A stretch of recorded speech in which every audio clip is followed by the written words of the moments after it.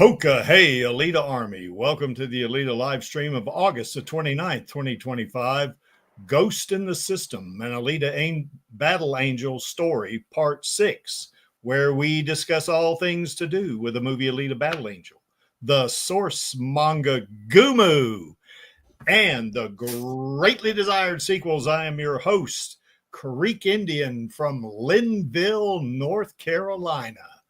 And with me, I have Lee, get kind of the guest of honor. He's from Fountain, Colorado. How's it going, Lee?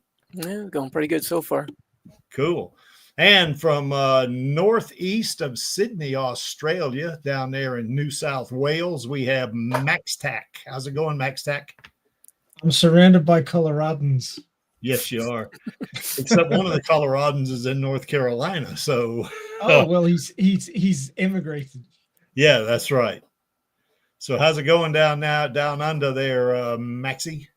Could be better. My cat's dying. Oh, man, I'm sorry to hear that. Yeah, it's not great. I haven't had a lot of sleep, so I'm a bit out of it. Oh, gosh. Well, I'm sorry to hear that, Maxie. It's pretty tough losing a pet. I know what that feels like. So anyway, well, maybe we need to just go on to brighter topics, I think. Yes. Because okay, the way Jason's life goes is such a bright topic. Yeah. Oh yes, it's all just happy fun time for him. Yeah, happy trails again. Yeah, my rear end. So anyway, we still got the LA Fires fundraiser going on, and we haven't added any money for about 3 months, I think, but we're keeping it going just in case somebody wants to donate.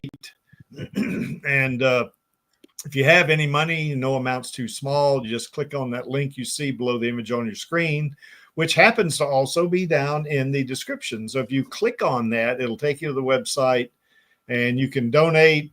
You can specify that you're reported as anonymous, or you can specify your name. You can enter that like Angelus and I do. We don't really care if our name's out on the internet.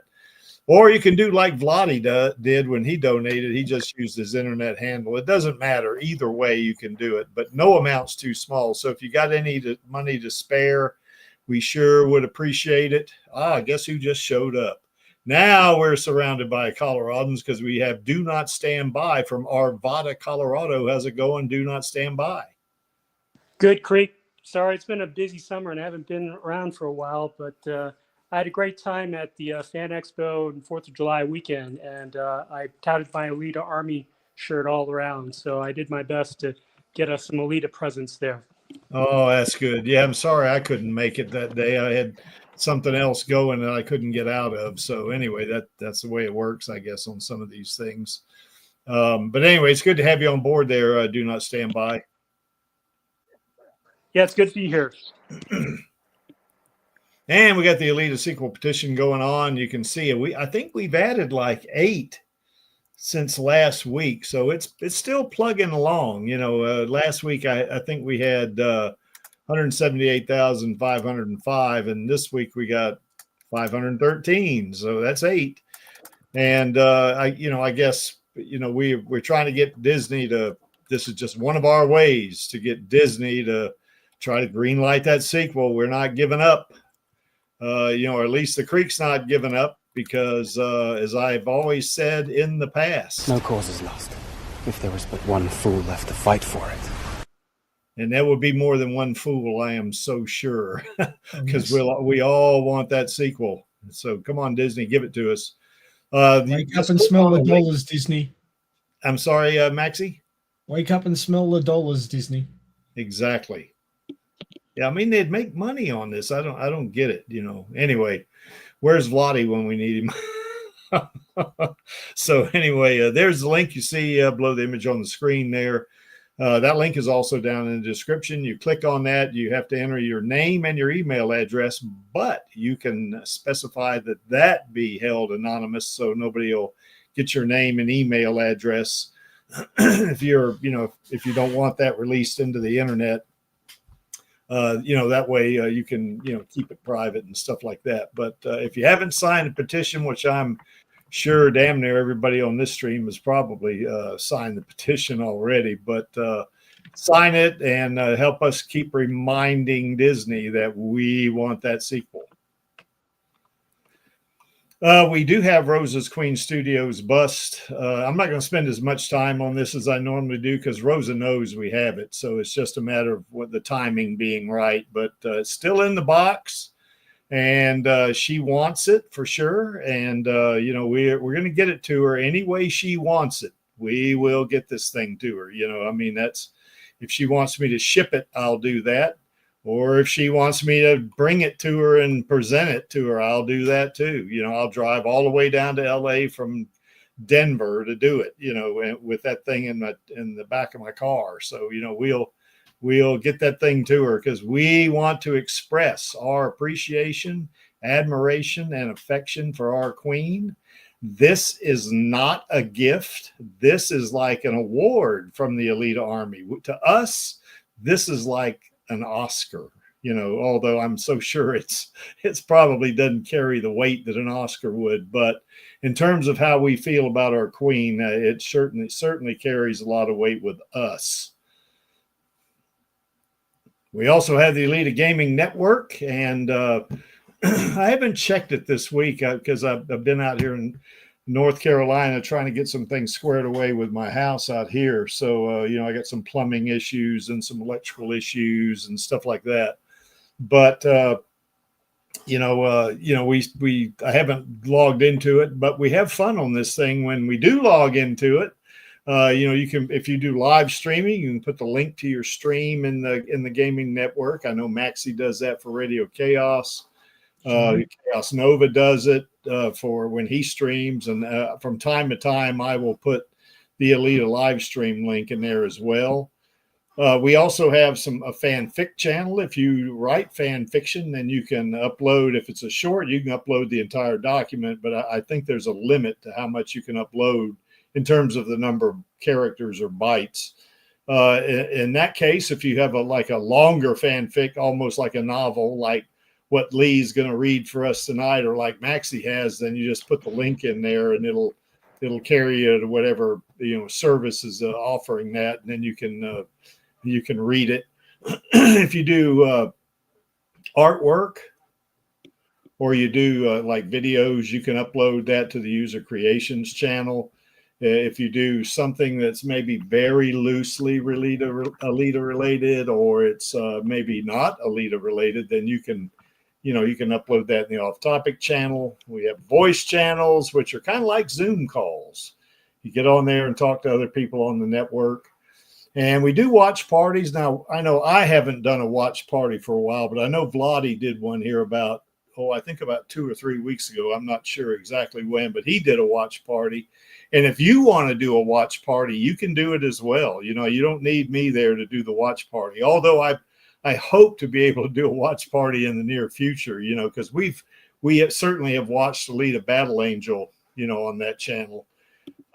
We've watched Chariot, which stars our Queen Rosa, and I really like the movie. I don't like the way it ended, but Rosa was fantastic in that thing as well. And we've watched her Star Trek short. We watched Good Crazy on there, and among other things, we've watched other Alita related stuff. Like I think we watched Rollerball on there because it's kind of like Motorball. So we watched that. I think we watched Ghost in the Shell because it's like a cyborg, like Alita is. And what is it? Toko Kusanagi, I guess, is the name of the titular character there. But anyway,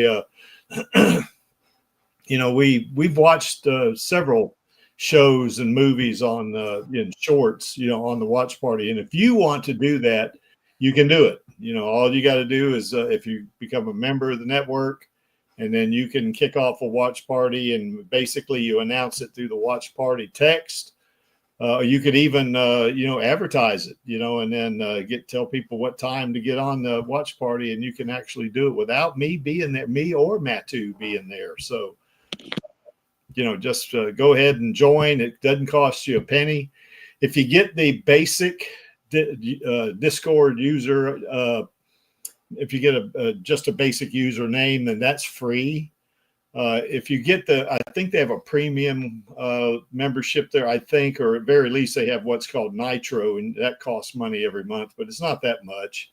But the basic membership is free, and it doesn't cost you anything to join the Alita Gaming Network at all. We do not make money on this. This is just strictly a labor of love for us because we love Alita. We love our queen, and we just, love everything about the movie and all that kind of good stuff. So, if you can, there's the link below our little chibi Alita mascot you see right there. And that link is down in the description. You click on it. If you don't have a username on Discord, you'll be asked to get one, and you can just enter that. That username is not displayed to the internet.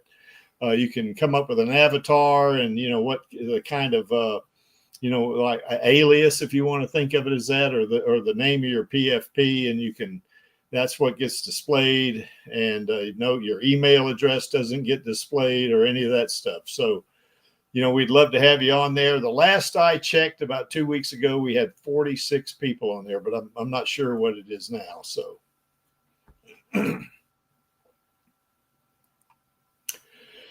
Okay, so we got rid of the preliminaries there. So I guess Lee, I guess you're up, and if you can, just kind of give us a brief synopsis of all of the events that has leading us up to this part right here in chapter 13. I guess it is.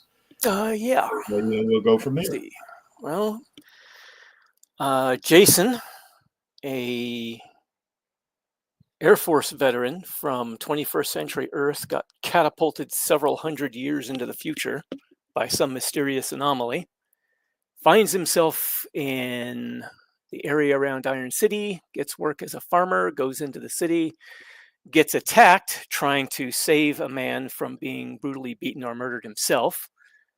After losing a few limbs and an eye, ends up in Ito's clinic, where he meets the cast of the movie, Gerhard, Ito, and Alita herself. They find out, or he tells them that he's from the distant past. As he expects, they don't believe him, but not having any of the leads in how to treat Jason. Once Ito realizes that there's a mysterious malady of some sort keeping Jason from utilizing cybernetics, they decide to take up a lead based on Jason's claims, which takes them out to the jungle, the Badlands outside of Iron City. And where we last left off, they had just reached that area, found out that Jason's story was real, that there was in fact a piece of Washington State transplanted into the jungle along with Jason's truck. And we had left off with them, I believe, let's see, they were, or Ito at least, was looking around the truck at getting a hold of pieces of it to see if maybe he could figure out some answers as to what's going on with Jason and his inability to utilize cybernetics. And there was a fair bit of well, huh? And Jason pointing himself, going, "Not a liar, see?" Mm-hmm. Because they didn't believe him. Yeah, well, understandably so. I mean, how many people have said that they're a time traveler that you've met that you would believe? Only Doctor Who. Mm-hmm. So yes, where we last left off, they were sitting out at Jason's truck. Jason was talking with Kiyomi in the cab while Alita and Ito were digging around under the hood. So, onward to chapter 13, saying goodbye.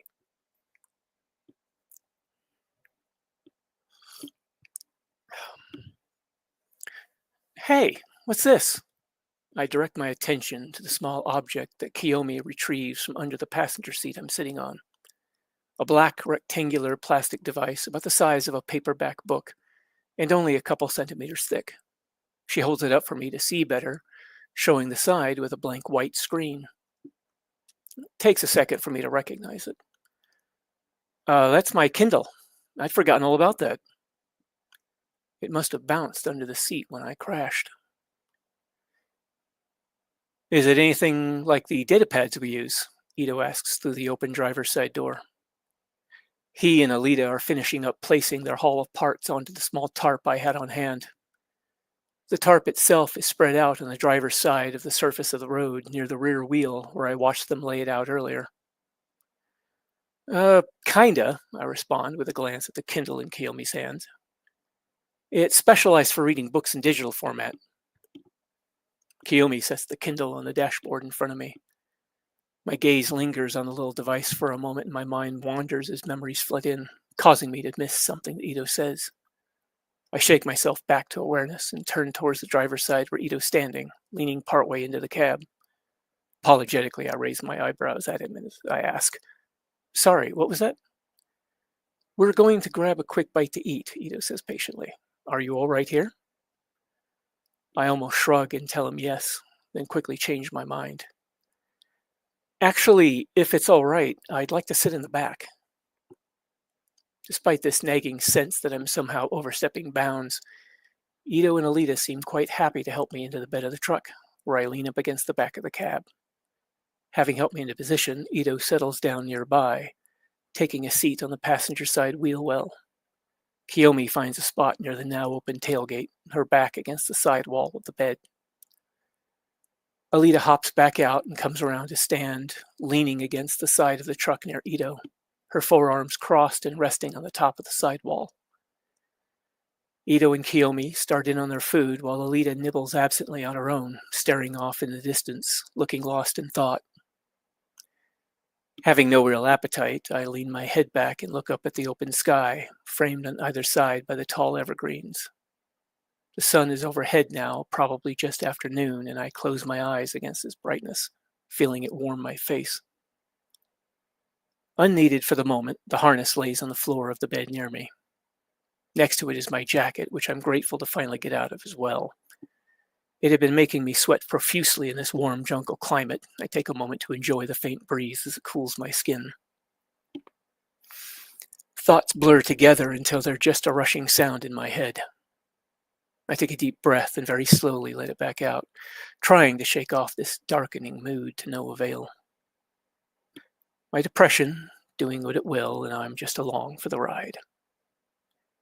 My thoughts begin to fixate on that Kindle and the events leading up to my drive that day. Frustration and helplessness wash over me, leaving a deep melancholy in its wake. I shift position in an almost unconscious attempt to escape the feeling. Barely aware of it, I mutter aloud, "Shit." Pressing my hand to my forehead, I slowly rub at it as if massaging away a headache, trying not to draw attention to myself as I make a vain attempt to throw off this change in mood. In typical fashion, I fail at both subtlety as well as escaping this new wave of depression. "You all right, Jason?" Ito inquires conversationally. With a nod, I lower my hand and open my eyes, looking away from him to gaze off into the little forest of evergreens. "Yeah, I'm fine. My brain stumbles over numerous explanations that all try to come out at once. A quick, vigorous shake of the head to try and make something fall into place. "I was just thinking." "Something on your mind?" Ito presses gently. Without taking my eyes off the forest, I give a brief, softer shake of the head. "No, it's nothing." "Certainly didn't seem to be nothing," he persists. His tone remains casual, but something in it tells me he's not going to let this go that easily. I can almost feel the other two staring at me. To myself, you've had a severe breakdown under his roof, and he's well aware of your mental illness. And now, of course, finding out that you really are from way out of town. Is it really so hard to believe that he's really worried about you? Is it really so difficult to trust him? Closing my eyes, I take a deep breath, pulling in the scent of the forest and jungle. Letting it back out slowly, I open my eyes and turn to look at Ito. Sure enough, I have the attention of the other two as well. Kiyomi tries to hide it by continuing to eat, but Alita is openly looking at me, her expression patient and alert. Something about the way her eyebrows arch over her large eyes make her look almost like a bird of prey to me. Shifting position once more to get comfortable, I begin slowly trying to put my thoughts together. I was just thinking about the day that anomaly hit me. I had everything packed up. Resting my head against the glass of the rear window behind me, I look off in the distance over the treetops further up the road. Clothes, pills, a little extra food just in case. I was sitting in the truck just about to start it up when the idea hits me that maybe I should bring something else. I give a little shrug. I don't know why, maybe in case I had trouble sleeping or something. I could do some reading. On impulse, I popped out, went back into the apartment, and spent 2 minutes or so looking for that Kindle. Once I had it, I came back out, tossed it onto the passenger seat, and drove off. Closing my eyes, I knocked my head a couple times against the window I'm leaning on, feeling the faint pain of each impact. I was all set to go. Why didn't I just leave? Why did I have to go back for that damn thing?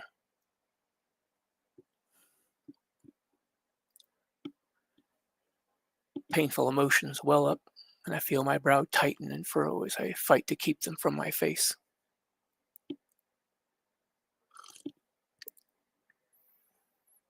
Two minutes. 2 minutes at almost 60 miles an hour would have put me way past the point where that anomaly hit. Opening my eyes halfway, I stare at the floor of the truck, bed, and mutter quietly, I'm such a fucking idiot.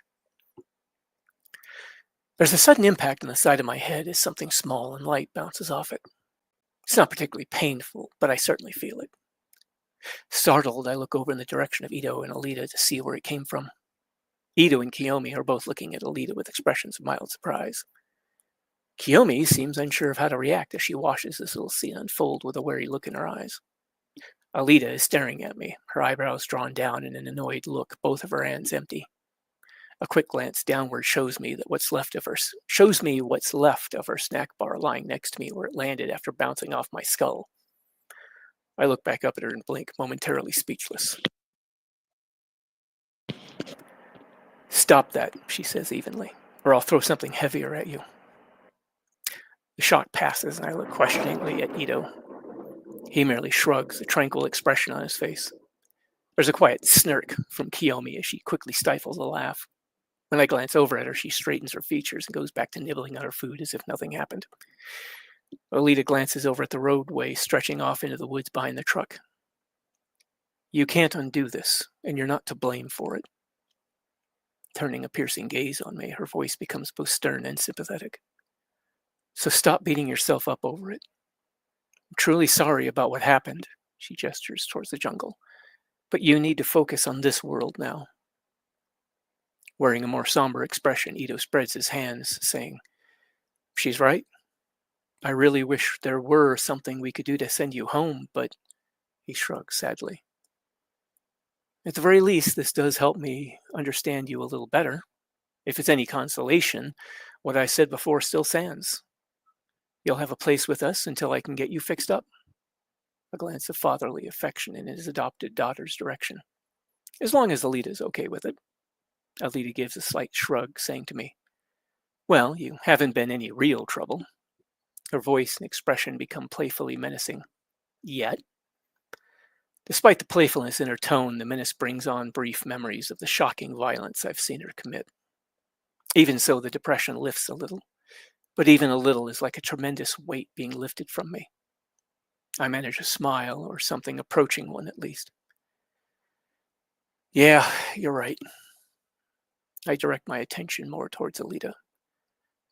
I just, at a loss for what else to say, I just trail off and look away. I hope you see how lucky you are, Kiyomi chimes in. At my slightly puzzled look, she elaborates. Imagine if Ito's clinic hadn't been the closest medical facility. What do you think another clinic would have done? Or even the hospital? Once they realized they couldn't fix you, they'd have probably kicked you out on your ass. If you're lucky. She lowers her voice a bit. Especially the hospital. In your situation, they'd have probably found some way to make use of you. She fixes me with a pointed look, as if to hint at ominous possibilities. I nod silently, chief among those ominous possibilities, getting turned into parts for organ transplants to be used on people looking to keep their organic bodies. I'd heard stories, and in this world I can imagine them being at least partly true. Believe me, I say to her, I'm well aware of how lucky I got. A glance down at my amputated legs. I just have to keep reminding myself.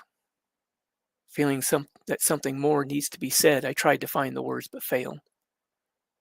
There's a moment of somber silence that Kiyomi breaks. With a gleam of excitement in her eyes, she says to me, "So, let's hear it." I grunt questioningly at her. Hear what? She sits up straighter and leans my direction slightly. What was it like growing up? 600 years ago. With some added encouragement from Alita, Ito merely listens with an interested look. I reluctantly go into some of my childhood. The change in subject helps to ease my anxiety and depression a bit more. I share some stories about growing up in Alaska, a couple close run-ins with grizzly bears while camping, the time my brother, Michael, and I raced sled dogs, the hunting trips we sometimes found the time to take together, where we managed to take down a moose or two. Wait, Kiyomi interrupts. You went out and hunted animals for food? With guns? She sounds absolutely incredulous. And that was legal? Her voice nearly squeaks at the end of that last question. Smiling faintly, I nod. Yeah. Like I said, I grew up around guns. Shotguns, pistols, hunting rifles. None of it was out of the ordinary where I lived. Mom even hunted back before my brother and I were born. She learned to shoot from Dad, who'd been a marksman in the army. A detail I add with some small amount of pride. Ah, yes, your father was in the military, wasn't he? I remember you mentioning that before, Ito comments unexpectedly. I hadn't realized he was even paying that much attention. Were others in your family in the military? I nod. Yep. About a year after I joined the Air Force, Michael joined the Navy. It surprises me how good it feels to talk to someone about my past. Maybe it just feels good not to have to hide it anymore. Kiyomi looks at me, seemingly impressed for some reason. Wow, so you must be a really good shot then. Not really, no, I respond matter-of-factly. I mean, I used to be pretty good, but shooting's what you'd call a perishable skill. If it's not exercised, it atrophies, and the last time I touched a gun was about 20 years ago. Alita rests her chin on her folded hands, her eyes holding intense interest. Why is that? For just a second, I consider not answering. But after all these years, the reason has become just another aspect of my life. Almost like what kind of food I like best, or that time I had my appendix taken out. Almost. I used to own a .45 caliber handgun. It was a Ruger, good quality weapon, never jammed on me. Bought it after getting out of the military. I paused to take a quick breath.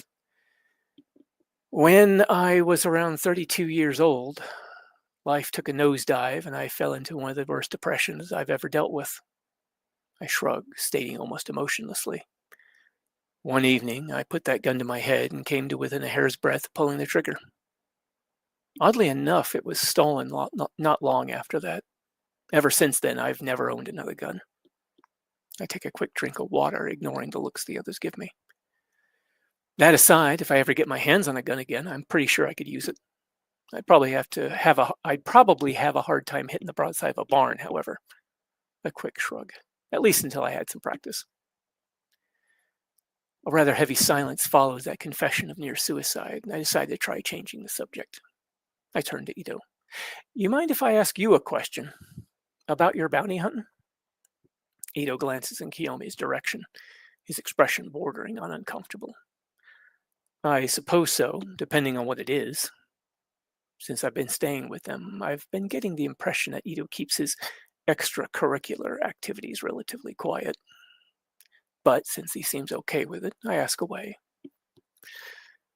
Well, I've seen the kind of power Alita's motorball body possesses, even without any of that fancy Martian tech in it. He and Alita both nod affirmative. I've also recently had some experience with how strong a civilian cyborg can be. I shrug and manage a faint, wry smile.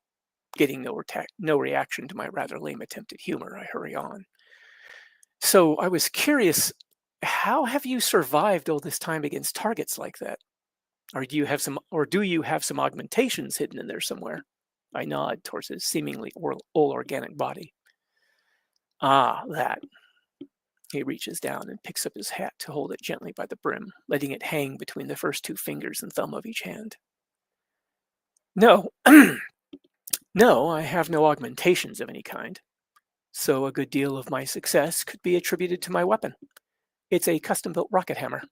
My eyebrows go up in genuine surprise at that. You have a... What, seriously?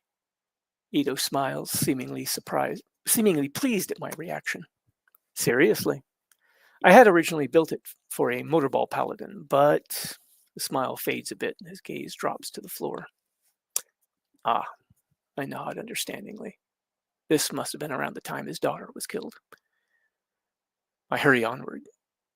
So, what's this thing look like? I mean, how big is it? How does it work? Gesturing with his hands, he describes a weapon about twice the size of a 10-kilo, round about 20-pound, sledgehammer, with a head about as big as American-style football. Possibly bigger, actually. The front face of the head has a large armor-piercing spike. The rocket motor on the back end produces enough thrust that I've been able to cave in chest plates or cut through a cyborg's arm.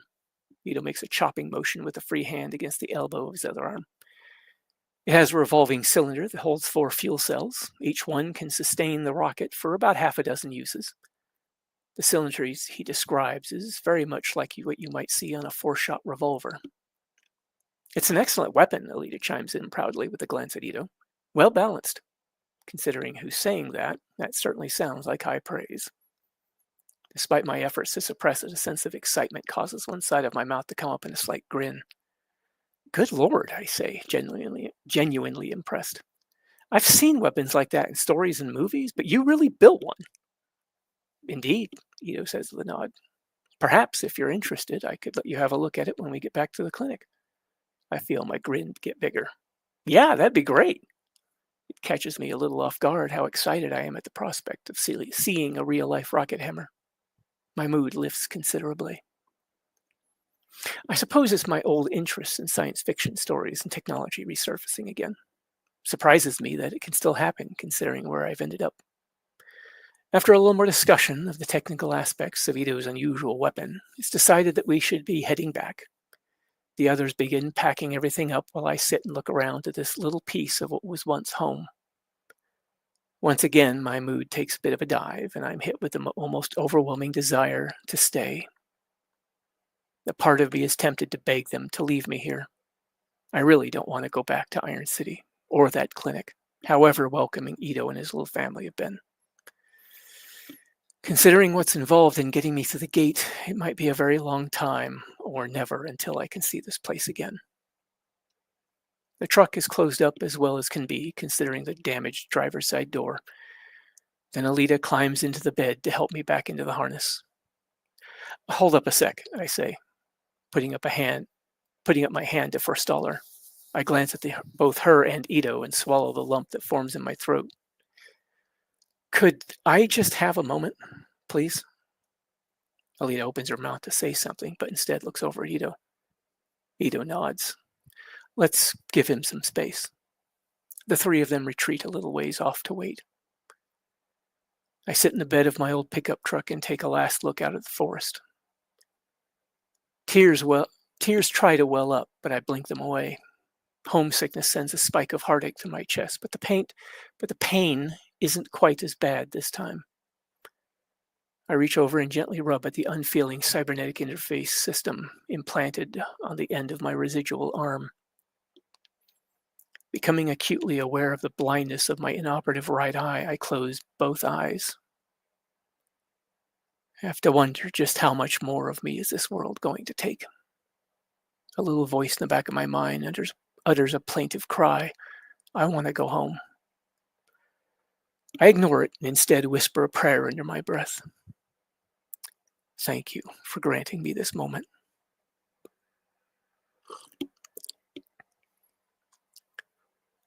The breeze picks up, rustling the boughs of the evergreens, almost as if in response.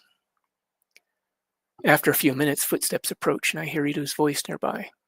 Jason. Opening my eyes, I look over to see Ito standing at the side of the truck, one hand on the top of the sidewall. Taking a deep breath, I nod to him and quietly say, "Yeah, it's time to go." Alita hops back into the bed of the truck and helps me get into the harness, then puts my jacket back on me. Her motions seem a little slower, gentler somehow. Slipping her arms back into the shoulder straps, she lifts me up, and we climb down out of the truck bed, where she effortlessly picks up the bundle of parts and other items wrapped in the tarp. Carrying her additional cargo, she moves to rejoin the others, and we begin making our way northward back up the road.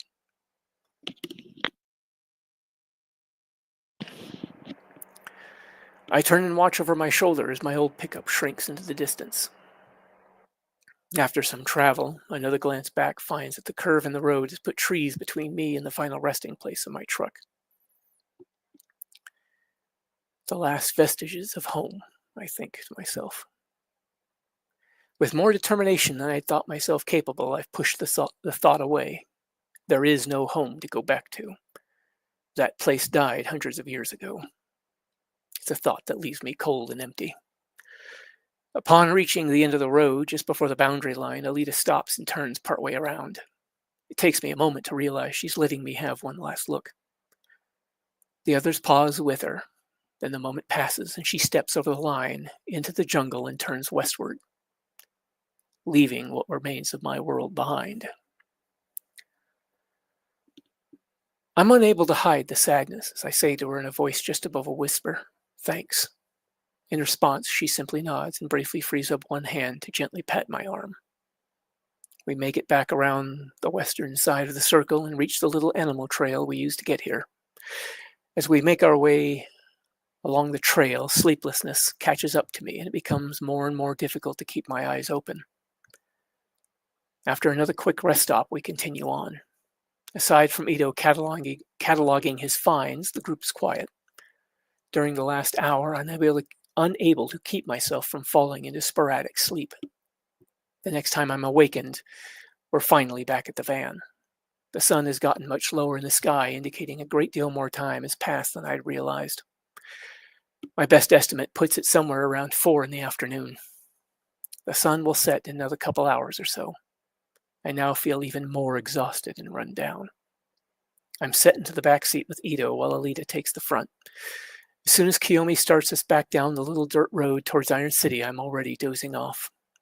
The others discuss dropping by the Sheffield's farm to give me a chance to visit with Henry and Loretta, but it's decided that it's still too early in the day and they'll likely be busy.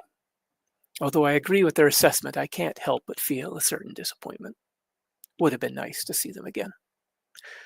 I drop in and out of wakefulness, listening to the sound of conversation drift back from up front, Alita and Kiyomi discussing all that they found out in that forest. My weariness becomes painfully heavy, but I'm unable to fall entirely asleep. After a time, Ito is softly snoring, having dozed off in the seat next to me with his head leaning against the window on his side. By the time we stop to transfer me to the cargo area, the sun is nearly to the horizon. As before, Ito rides in the back with me for a bit until we get closer to the city walls. Very little is said, with a sleepless night catching up to me and the day's events clearly affecting Ito. In seemingly no time at all, we reach the point at which I'm closed into my crate, then the other boxes and smaller crates are stacked on top. This time, I crack the valve on my oxygen bottle ahead of time, just in case. Wrapping my jacket a little more tightly around myself despite the warm temperature, I send out a silent prayer. If it be thy will, please let us pass safely. Please don't let my presence endanger the others. A cynical voice within comments, "That's a little overly dramatic, don't you think?" I'm tired. Shut up. Go away. Before I know it, I've fallen asleep in the darkness of my little hiding place.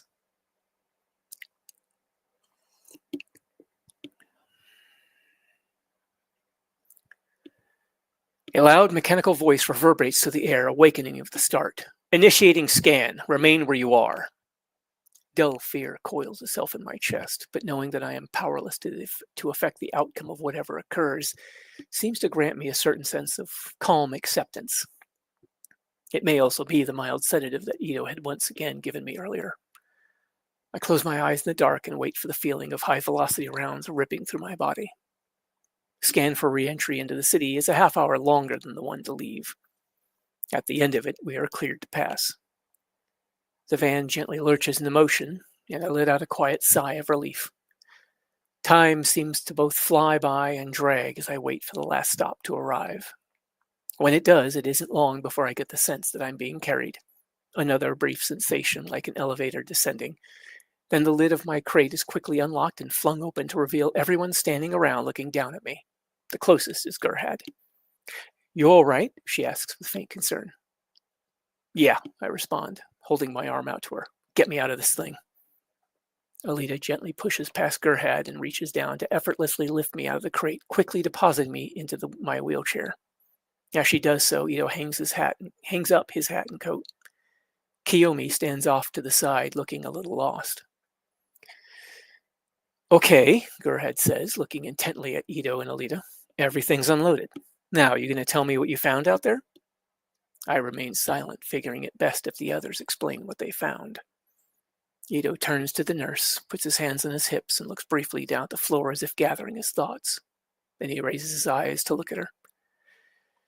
"It's true," he states flatly. "All of it." Gerhard blinks at him. "What exactly?" she asks blankly. Kiyomi steps forward, one arm folded over her chest, hand clasping the bicep of the arm still hanging at her side. "We found the circle of trees and the truck, just like Jason said." She flings her arms outward and a ways in a shrug. "It was all there. We even brought back some of it." Ito gestures towards the bundle tarp sitting nearby. The trees, the vehicle, everything there was just like Jason. None of it showed up on any of my scans. He gazes evenly at Gerhard. "It was the damnedest thing, like something had taken a piece of the jungle and neatly swapped it out with a little bit of forest from somewhere else, including the road Jason was driving on and his truck. I brought samples back. His vehicle was definitely ancient. Its technology, I mean, hundreds of years out of date from the look of it." Gerhard looks down at me, the disbelief on her features fading. Then she looks around at the others. "Okay, then, what do we do now?" "The same thing we've been doing," Alita asserts. "We help him." "Well, of course," Gerhard responds with gentle patience. "But besides that..." Ito takes a deep breath before stating, "Tomorrow I'm going to start running some tests on the samples I recovered and see if I can learn anything new. But first, I think we should get cleaned up. Then we'll sit down to dinner and further discuss things." He turns to Kiyomi. "Would you care to join us?" Kiyomi answers immediately. "Oh, you bet." She looks over at me with an excited expression, clearly thrilled with everything that's happened. Hard for me to blame her. In my younger years, I'd have been beyond excited about something so out of the ordinary falling into my humdrum life. It's a little different to be the object of exciting and unusual events, however, especially given the circumstances. "I'm guessing you'd like a shower as well?" Gerhard asks me. I give a fervent nod. "Oh yeah, definitely." I become all too aware of feeling grimy, exhausted, and a little sore. "All right, I'll grab some towels and meet you up there." Then she ushers me off to the elevator. Once I start heading up in the elevator, I hear Kiyomi talking excitedly behind me. "Can you believe this?" she effuses, presumably to Alita. "He's actually a real time traveler. It's like one of those science fiction stories. And what do you think could have done all that to those trees?" Any further words are made indecipherable by the sounds of the elevator working and the distance it puts between me and the others.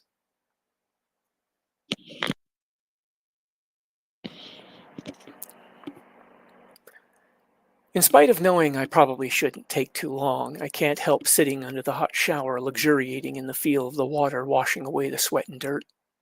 The hot water also soothes the aching I feel in my residual limbs just above the implants. I'm not sure why they ache like that, and I suppose I should tell someone, but I decide it's just not important enough to bother others with. I almost doze off, then Gerhard's voice jolts me back to wakefulness. Sitting on a little stool nearby, gently scrubbing my back, she comments, "So, you really are 600 years old." Keeping my eyes closed, I nod as little rivulets of water run over me and down my face. "Yep, thereabouts at any rate."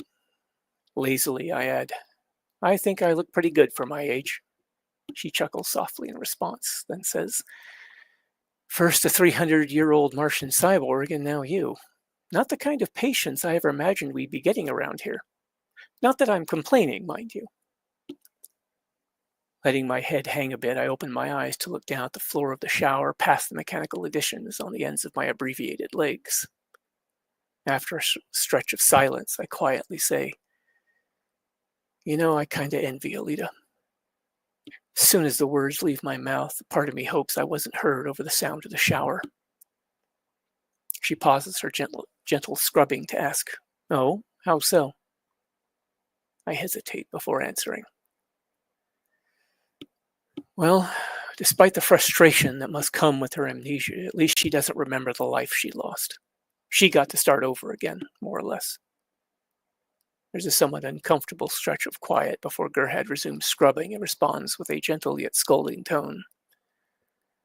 "That may not be nearly the blessing you think it is. There are pieces of herself she's still trying to recover, and she may not ever get them back. I can only imagine what that's like for her, being incomplete in that way. Certainly doesn't seem like something you should wish for." Stung by her words and tone, I consider that for a moment, then nod. "Yeah, guess you're right," I respond quietly. Keen regret digs into me at having said such a thing out loud. Hell, for even thinking it. "Mm-hmm," is her only response, uttered in that "of course I'm right" tone. I can't help but smile at that. Then she reaches past me and turns off the water. A little voice cries inwardly, "No, not that. Anything but that," as the blessedly warm and soothing water ceases. Outwardly, I merely sigh in resignation. "Come on," she says, her voice returning to its gentler tone. She drapes a towel over my shoulders. "We got to get back down." She begins drying off my right arm. "Sorry about not believing you, by the way," she adds after a moment. "Don't be," I respond wearily. "In your shoes, I wouldn't have believed me either. And I probably wouldn't have shown as much compassion as you all have." "Oh, I don't know about that. You seem—" "I do know," I say abruptly, firmly cutting her off. "You all have shown me more kindness than I'd have ever expected from anyone in a place like this." Pulling my arm away from her, I hold the towel she put over my shoulders around myself like a cloak, and turn to look at her as I say in a steady voice, "If I'd grown up here, I don't know if I'd have been so kind. Thank you for everything." She's silent, a heartbeat, a smile tugging at the corners of her mouth. Then she becomes serious, though her voice holds a note of playfulness. "Keep talking like that and you're going to make me tear up." With that, she drops her towel over my head and dries my hair none too gently. Okay, not so rough," I say loudly, unable to stifle a laugh as her teasing eases the awkward tension. Dinner that evening feels a lot like a family get-together, as the others gather around the table to discuss the day's findings. At Ito's invitation, Gerhard stays as well, eager to hear the details of what was encountered out in the Badlands, though some disbelief still lingers. Disbelief that is dispelled when Ito and Alita present some of the findings, including a couple small parts from my truck. They're obviously primitive construction compared to what she's used to seeing.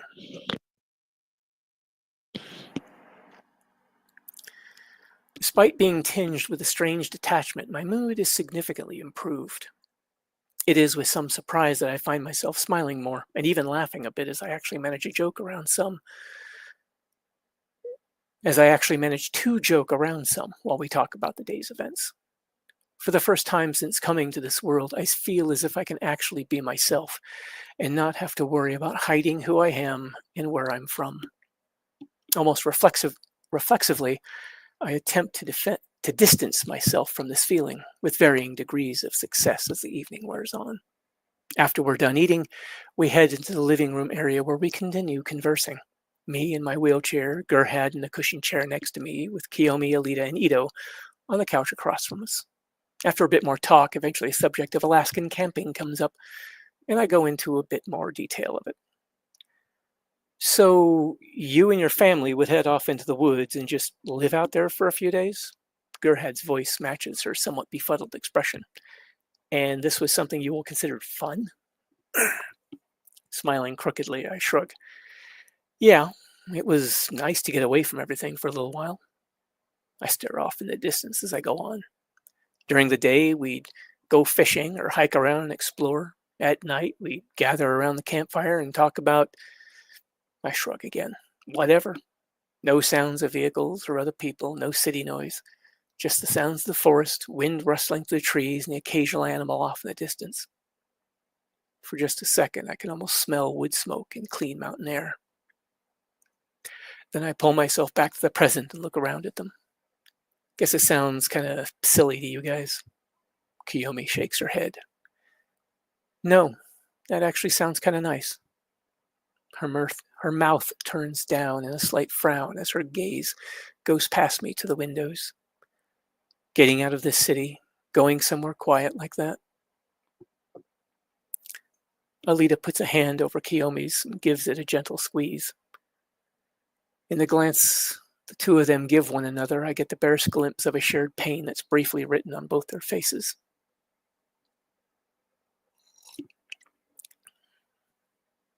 Then Kiyomi's frown disappears and she looks over at me, seemingly her more cheerful self again.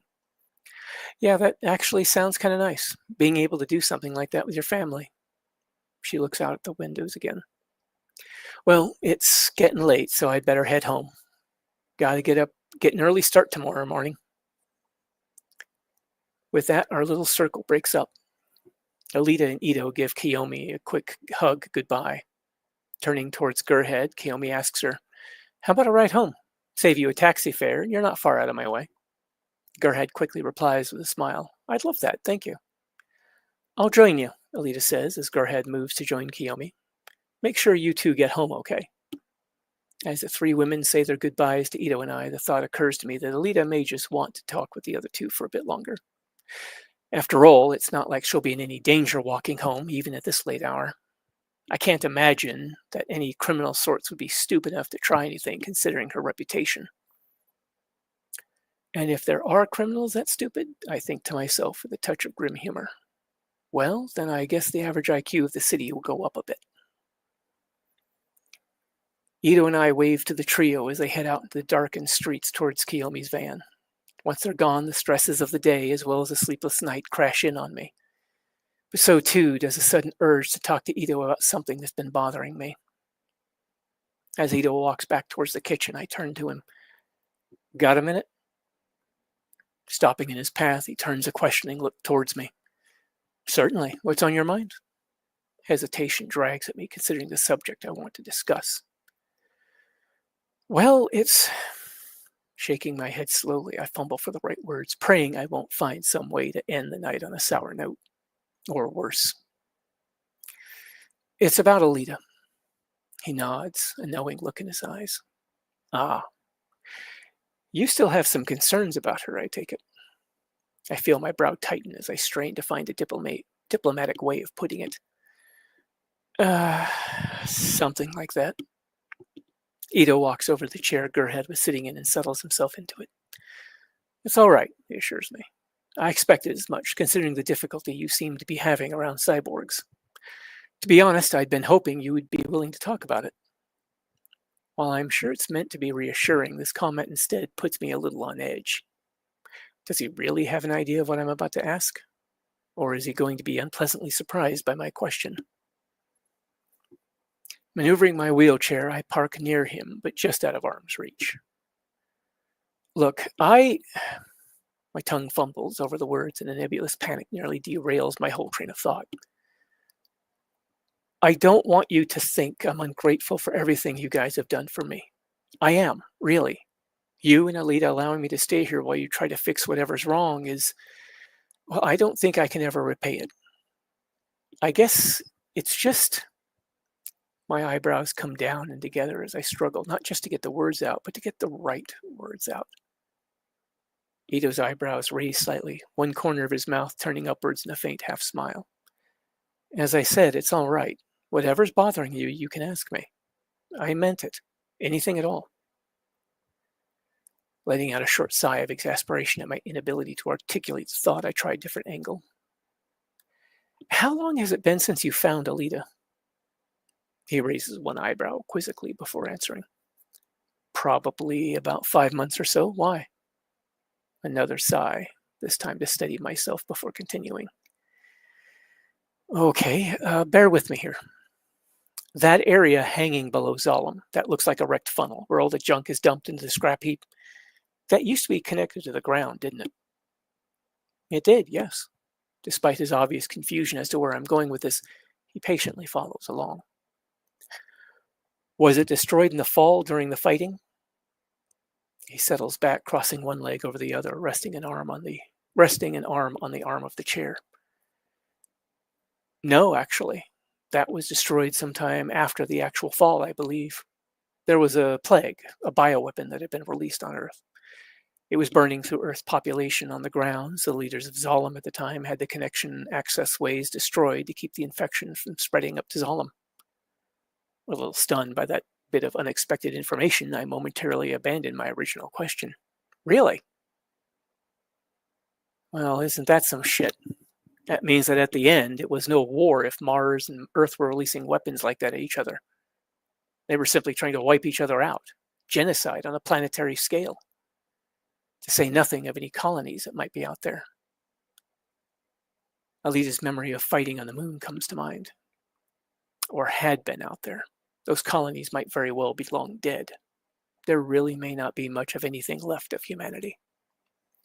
Hearing about genocidal interplanetary wars like that in some sci-fi story is one thing.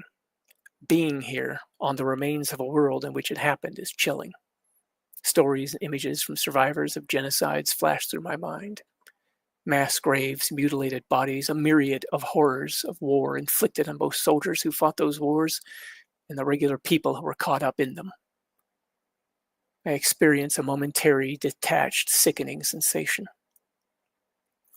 Jason, Ito gently prompts, what is it that's bothering you?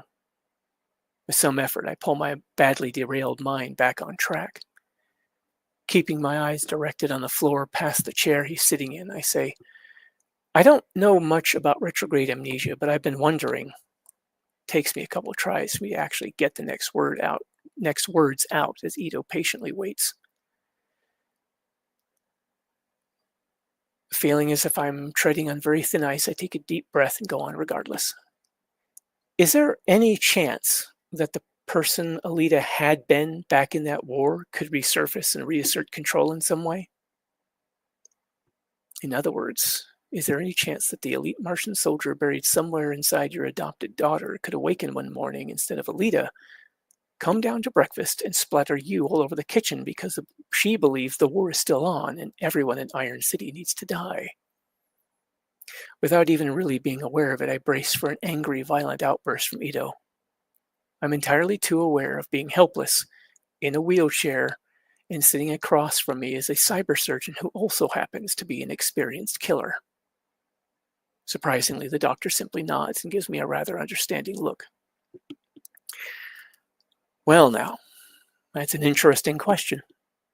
He pauses and looks off into the distance as if thinking. Bringing up a hand to rub at his lower lip with his fingers. It's come to be my understanding over the years that experience goes a long way in shaping who we are, our personalities. Much of the person Alita used to be is still in there somewhere. However, I sincerely doubt that the Berserker soldier, whoever she may have been, would be able to reassert herself, at least not in any way you seem to be worried about. Memory loss of this sort, that's as extensive as it is, it seems to have served to reset her in a way. Certain aspects of the woman she once was will surface again over time. But even if they do, she will still be a whole new person.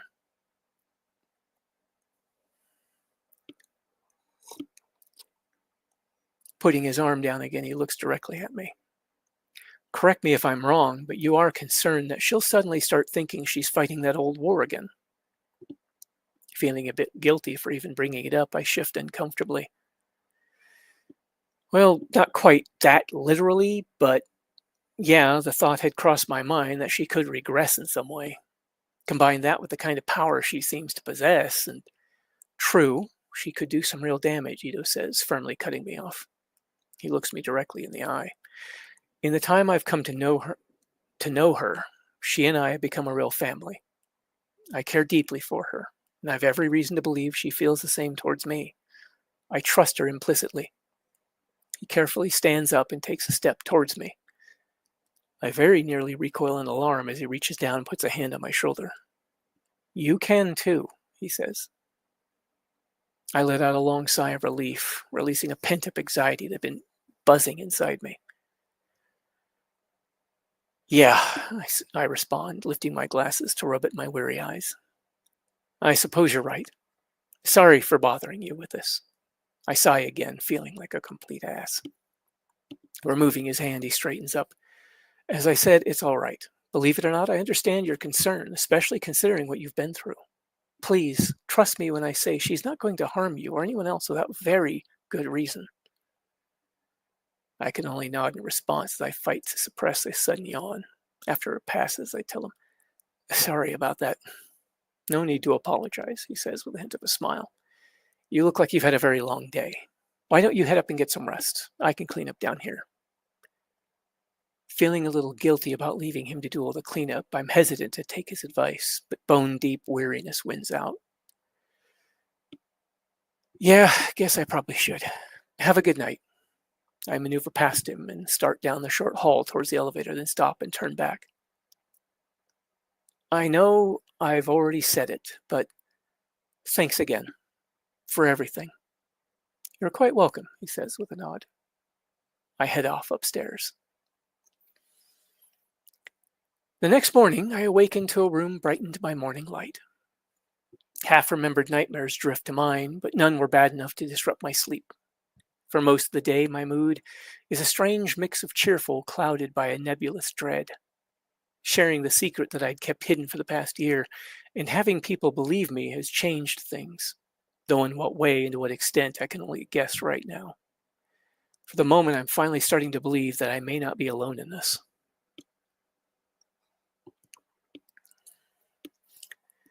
After breakfast, as Dr. Ito is giving me my still experimental medication, he and the others remark on my seemingly improved mood. Everything goes surprisingly well for the rest of the day. Going about my assigned task proves easier than it has in quite some time, and I'm able to focus on what I'm doing. I've had these up times before, and I imagine this must be what it's like to feel like a normal person. Some of the more heavily augmented patients still raise my anxiety levels, but despite getting the shakes now and then, it remains manageable, and I hide it from those around me out of long habit. As a result, the others seem to get the impression that I'm doing a bit better than I actually am. I don't bother correcting their impression. Alita stays most of the day, helping out Ito in the basement. In between patient visits, he sets up experiments with which to study the samples he brought back. She and I even end up talking when neither of us are otherwise occupied, and I find myself feeling more at ease around her. Towards the end of the workday, she heads out to meet with Kiyomi. Overall, it's a good day. Closing time comes, and I help clean up around the clinic, even volunteering to take on some of Gerhard's easier-to-handle chores so she can get home a little earlier.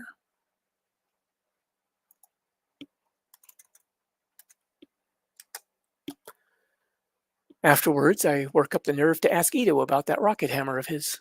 Ah, yes, he says, lightly slapping a palm to his forehead. I got so wrapped up with everything, I forgot. With that, he brings out a large black case, which he opens to reveal his rocket-powered weapon. Initially in pieces, each of which is nestled in a form-fitted space within the case, he's able to quickly and easily snap together the precision machine parts. And that is basically it, Ito announces, holding it out for me to more clearly see. And this is one of the fuel cylinders. He holds up a spare fuel canister that's just a bit larger than a 12-gauge shotgun round. I nod. So just 4 of those is all you've ever needed? He lays the weapon across his lap. Actually, I've rarely ever needed more than 1, and never more than 2. Thought occurs to me. Out of curiosity, were you an ambush hunter? He looks momentarily confused by the term, but seems to quickly catch my meaning. Most of the time, yes. Laying in ambush was what allowed me to survive the more dangerous targets I went after, considering the speed that some cyborgs possess, to say nothing of their physical power. Their strength usually didn't mean much once their limbs were removed, however. He smiles a bit grimly at that. A flash of memory comes to me of a leather sleeve-covered metal arm coming up at blinding speed to smash me in the right side of my head, sending me tumbling across the pavement. Yeah, I can imagine, I say distantly. Ito nods absently, then asks, So, any other questions? Feeling almost like a kid seeing a new toy, I ask a barrage of questions. I cringe inwardly a bit at my own exuberance, but Ito seems to take it in stride and answers each question in turn. The subject of how he went about designing the weapon comes up, and I can't help but comment on it. So, you use some kind of 3D design program to plan this thing out? Like a CAD program? Ito seems a bit more pleased at the change in subject. I'm not familiar with this CAD you referred to, but yes, I used a 3-dimensional design tool. It's a system that helped me build a lot of custom cybernetics as well as some weapons, including Alita's motorball body, I interrupt, a little more excitedly than I'd meant to.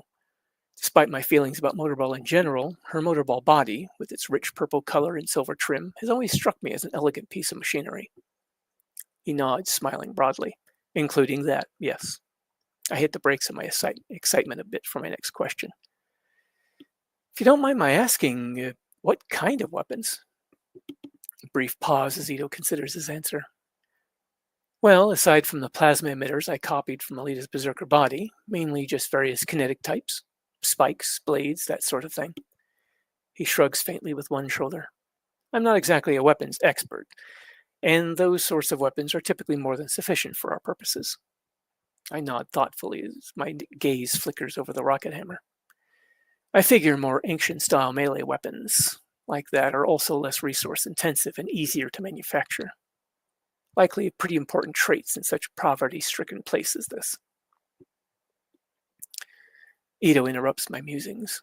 Would you care to take a look at the design program I used? Surprised at his offer, I barely hesitate in answering. Yeah, I'd love to see it. Didn't you mention it used a holographic interface? A real-life holographic interface is certainly something I can't pass up the opportunity to see, having only seen them in movies from my own time. He frowns a little. It does, but I'm afraid I can't show you that. It's part of a larger system that's down in the basement, and I'm afraid there's no wheelchair access. He shrugs and gives an apologetic little smile. However, I can use a datapad to give you access to the system, maybe let you play around with it. Considering how little you seem to have to keep yourself occupied during off hours, it might help with your depression. Setting aside the twinge of disappointment, I accept. Sure, that sounds like it could be interesting. I try to sound enthusiastic, but I'm dubious about how entertaining this program will be to mess around with. Being an engineering tool, it seems like it'd be a bit dry as far as entertainment value. It doesn't take Ito long to wirelessly connect a spare datapad to the system in the basement, as well as set up a partitioned environment for me to play around in.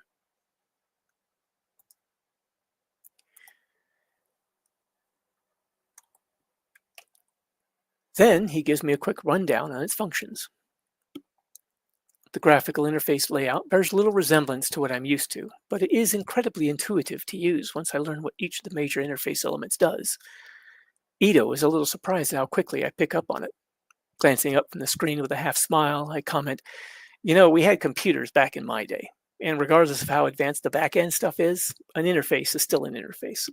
He quietly snorts out a brief laugh. True enough. As Ito further explains, the program can use information on material properties gathered from testing to perform some basic simulations that can measure how well a given design holds up under whatever conditions you want to throw at it. When I realize this allows me to not only build something in the program's virtual space, but also run a build through some tests to see how it might do, my interest is piqued considerably. Ito makes some final adjustments to the program before finally turning the pad over to me. There. I've unlocked some of my older files, just some little projects I never got around to finishing. They're nothing spectacular. Translation, they're not important enough to lock away, so the primitive human shouldn't cause any real trouble with them. But they might give you some idea of the kind of things you can do. Grinning a little at this new toy to play with, I give him a more heartfelt thanks.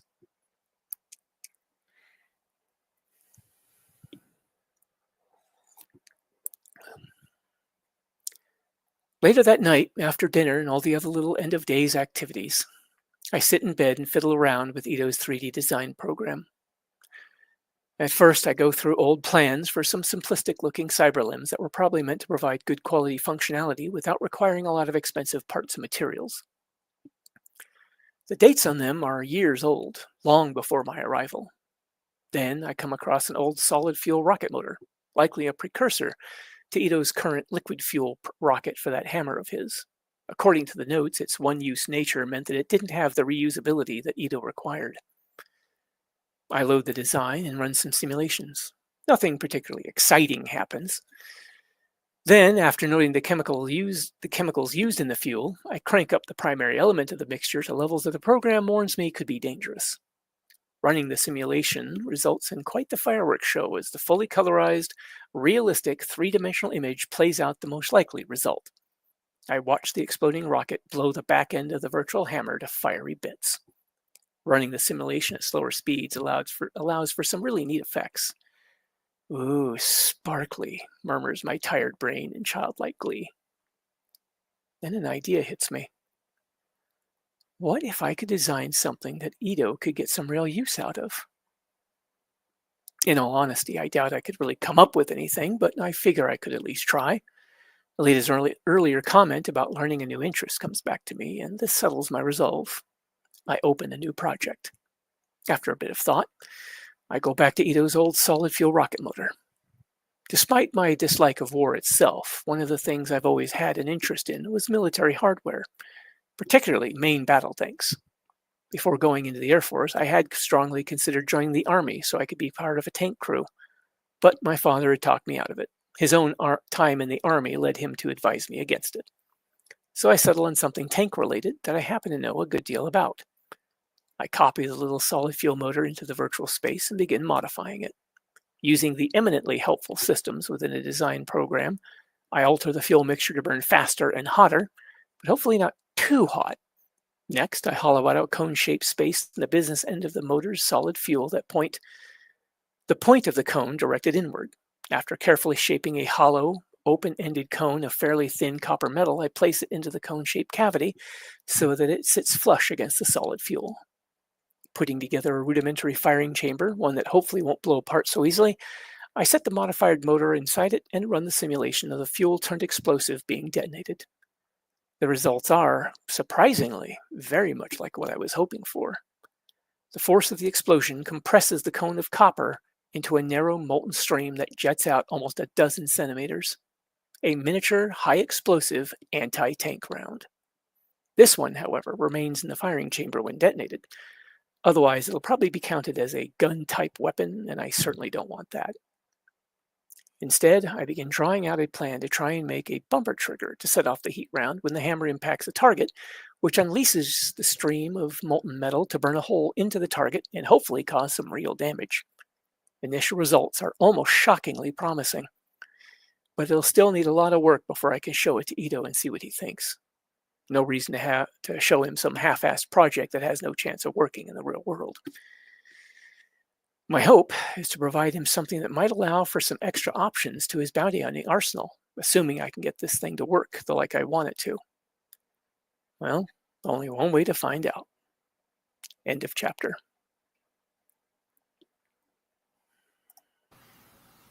Oh, that was excellent. Yeah. Yeah, that was my favorite scene where she threw that protein bar at him. I like that scene a lot. Yeah. Maxie, any comments? From protein bars to heat rounds. a jump there, isn't it? A little bit. Well, he liked the protein bar just because it was a scene of her, kind of knocking him out of his bad mood sort of thing, I think. Yeah. And the heat round thing was just Jason trying to make himself useful, Yeah. especially now that he's feeling better. Yeah. Do not stand by. Any comments? Yeah, I enjoyed it. I really enjoyed the characterizations that you put in of movie Alita and movie Ito. Oh. Yeah, go ahead. What are you going to say? I was just going to say, I'm glad to hear it. One of the things that's really worried me is trying to get the characterizations as good as I can. Yeah, I can. Go ahead. Yeah, one thing this made me think of was when I was at the Fan Expo in Denver, they had these celebrity Dungeons and Dragons panels, and they had like celebrity voice actors playing roles in these Dungeon and Dragons scenarios. And I'm wondering if maybe we could do something like that in the future at some Comic-Con or some Fan Expo, where we have like a celebrity Dungeons and Dragons with an Alita scenario based on your fanfic. Yeah, possibly.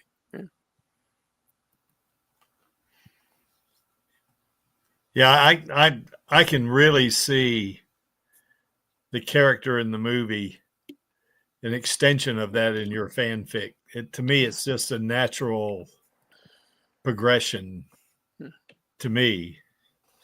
You know, especially I'm very the glad Alita. about that. Yeah. Yeah, especially the Alita is at the end of the movie. You know, the beginning of the movie, of course, she's still, I guess, Well, yeah, it was the one at the end of the movie I was trying to capture because that's where takes place after all of that had happened. Yeah, especially that part where she goes up to Vector. You know, she's holding that sword, and she says, "Speak," like that. I could, yeah. Okay, that's the Alita that's in this fanfic, you know. And he says, "I'll say anything you want." I said, "Not you, him." Yep. That's perfect right there. That Alita right there, and the conversation they had before she runs him through, is I can see that same person in your fanfic. Yeah, good, very good. As far as Badman's comment, I kind of envisioned the system being similar to like a combination CNC machine, and 3D printer type thing. Yeah, is what I kind of envisioned it be, because something like that seems like the kind of technology they would have available then. It would be immensely useful to small manufacturers and things to refurbish equipment and things like that and turn old junk into new things that they can use. With an interface that's similar to the old CAD systems, I guess, except sort of more high-tech holographic or something. Exactly. Yep. Which sadly Jason didn't get to see, even though he was wanting to. Yeah. Is that because you didn't want to have to describe it? No, it just actually occurred to me that the main system would be down in the basement, and the data pads don't have a holographic interface. So it's just not something that he would be able to do right yet.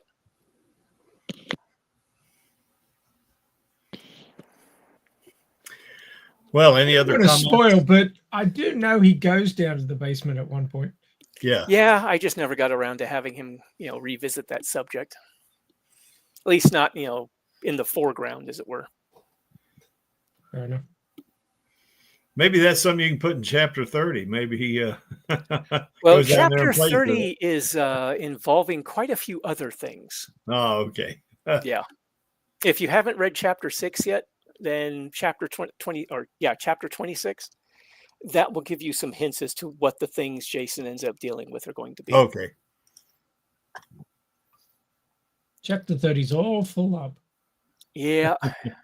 The problem is getting it down on paper, as it were, which I'm still having some trouble with. But I've made a few breakthroughs at least, so I think I'm getting somewhere finally. Well, any other comments, Maxie, or do not stand by? I really enjoyed this live stream. I have to get going now. I have to pick up my daughter from school, but it was great talking with you guys. Oh, it's nice. Yes, indeed. Glad you enjoyed it. Have a good one. We'll see you. All right, then. Well, I can continue on to 14 if you want. Yeah, let's keep going. Did you want to take a quick break, Lee, or do you want to keep going? Yeah, I should probably grab some more warm water or something like that so I can. Let's take a 5-minute break and then we'll come back. Intermission. Alrighty.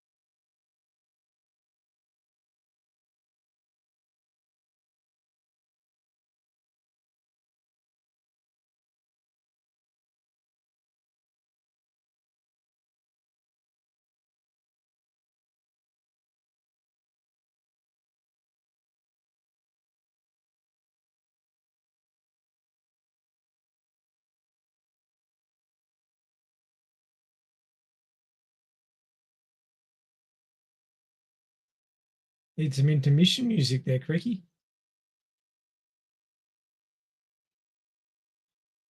What's that, Maxie? Need some intermission music. Oh, yeah, I could do that. I don't know if I got any. I need to add that, don't I?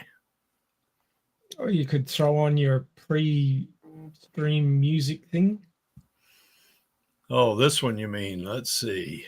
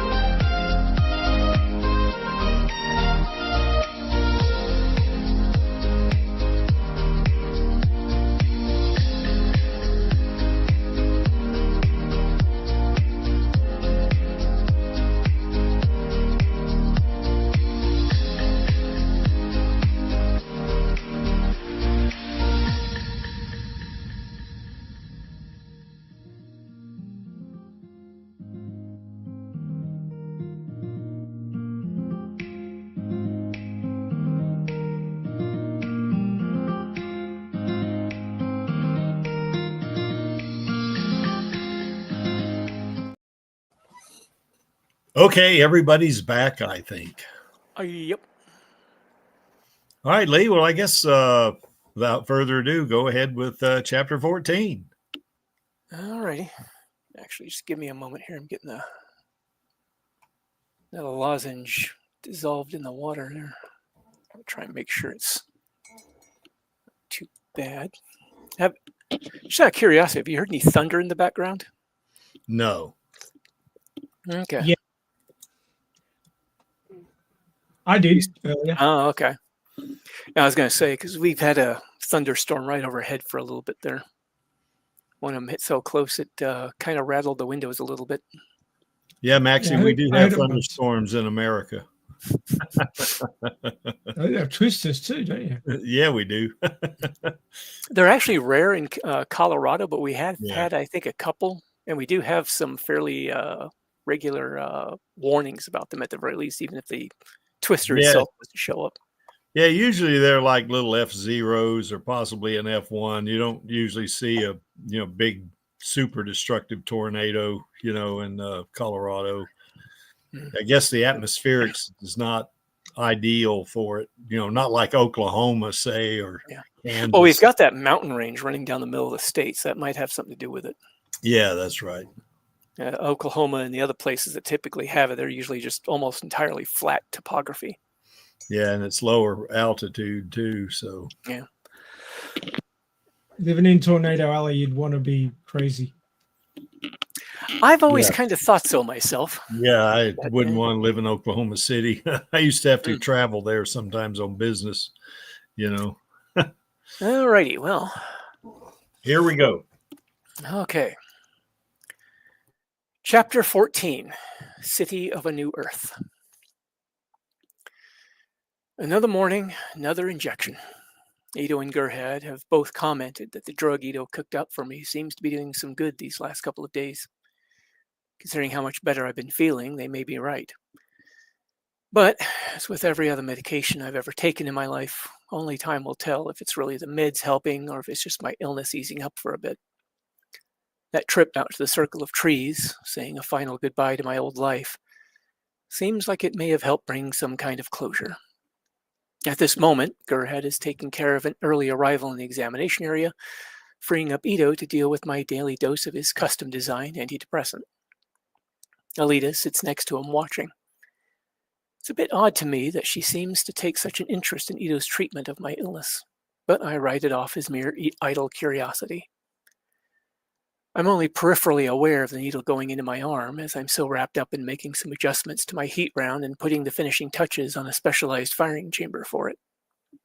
While the medication slips into my bloodstream, I gently tap away with the edge of my residual arm's implant at the interface of the datapad sitting on my lap. I find that I've been using my residual limbs a lot more. Yet another change, along with so much else changing in my life these days. Taking the needle out while simultaneously swabbing the point of injection, Ito asks me, "Has that program been helping with your depression?" Taking my arm back, I look up at him and he nods towards the data pad that I've been using. Picking up the pad, I reply, "I think so, yeah. It's been really nice to have something to do in my spare time, keep myself occupied. From my own experience, boredom is fertile ground for depression to grow in." Ito nods approvingly. "Good to hear. Considering your options for entertainment are rather limited, I'd hoped it might help." "You seem to be working on that thing a lot," Alita comments. "What exactly have you been doing?" Feeling a little embarrassed at the attention towards something I'm not ready to show off, I consider dodging the question. I'd wanted this to be sort of a surprise, and it's still far from ready. However, no excuses come to mind, so... Well, I wanted to do something to try and repay Ito for everything he's done, but obviously I don't really have much of anything. So I thought I might try to come up with something that could help with his bounty hunting. Suddenly, I find my heart racing as my anxiety levels climb. I take a deep breath to try and even myself out. Ito's eyebrows descend over his eyes as he looks down at the datapad in my hands. His expression isn't angry or upset, just not pleased. This sends my anxiety spiking even further. Did I just screw up somehow? I wonder to myself. Holding out a hand towards me, Ito asks, "May I?" He gestures towards the pad. My good mood crashes headlong into a sudden mountain of guilt. Yeah, I think I screwed up. Expecting an angry lecture to stay the hell out of his business, at the very least, I hand the datapad over. Tapping out commands on the interface, Ito looks over my project, with Alita leaning close to him to get a look as well. He swipes a finger across the screen as he flips through the files I put together. The heat round, a magazine that could hold half a dozen such rounds, and a modified front end that could be snapped into place instead of the spike that the rocket hammer currently has. It's all very rough outlines, and compared to what I've seen of Ito's unfinished files that he allowed me to access, all very amateurish looking. While Alita continues watching in curiosity just off his shoulder, Ito places a heat round into the firing chamber and runs the virtual simulation. As I look on, I begin feeling increasingly dejected, my warped thoughts already coming into the conclusion that I've made a terrible mistake and crossed a boundary that I should have stayed well away from. Guess that medication may not be working quite as well as we'd hoped. I suppress an impulse to shake my head in an attempt to physically shake off the thought, instead rubbing my hand over my forehead as if massaging away a headache. Ito watches the screen without expression as the simulation runs its course. Then he runs the simulation a second time and his eyebrows come up as he and Alita both look over at me. "You came up with this yourself?" he asks. No, not exactly. It's a modification of one of your old solid fuel rockets." "Really?" Ito's expression becomes one of surprise. "You made quite a few changes then. I don't recognize much of my old design in that." "Well, I had to change the slow-burning fuel into something that would detonate more like a conventional explosive. Aside from that, all I did was take an old weapon that I had a lot of familiarity with and adjust it. It's a miniature version of a projectile that was developed sometime around World War II, I think it was. It's a high-explosive anti-tank round designed to defeat heavy armor. This one's not meant to be fired out of a gun, for obvious reasons."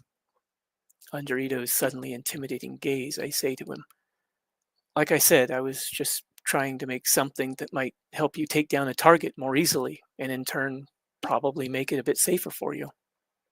Dropping my gaze to the datapad in Ito's hands, I shrug uncertainly. "Probably a stupid idea."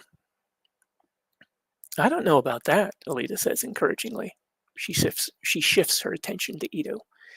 "The simulation looks promising." Ito frowns thoughtfully. "While I do appreciate the thought, I'm afraid it's not something I'd be able to use." Gesturing at the display on the pad, he elaborates. "Even if I employed the lightest material that could stand up to this kind of punishment, the weight of the assembly plus the ammunition would make it far too unwieldy to use properly." I shrug lightly and try to hide my disappointment. "Yeah, I guess I should have figured that."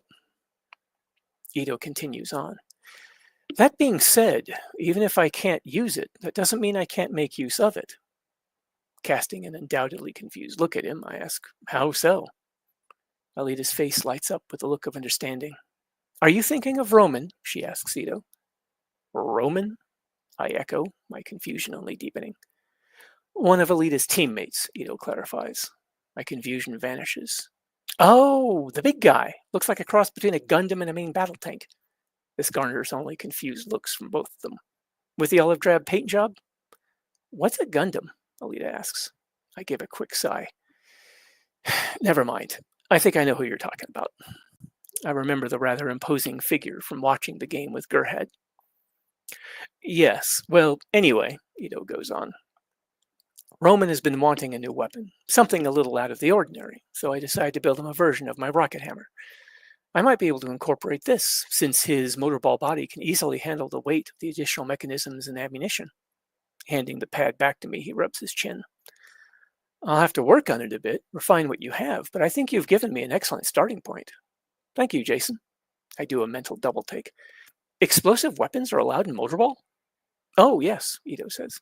"They just can't be ranged weapons, and as a result, they're not often used. Even incendiary weapons like flamethrowers are permitted, though those are limited to a 2-meter range. Aside from that, all weapons have to be either hand-to-hand or attached to the wielder in some way." With a grunt, I nod at his explanation. I find myself with deep misgivings about him giving this thing over to a motorball paladin. It was intended to make Ito a bit safer by helping him take down targets more quickly.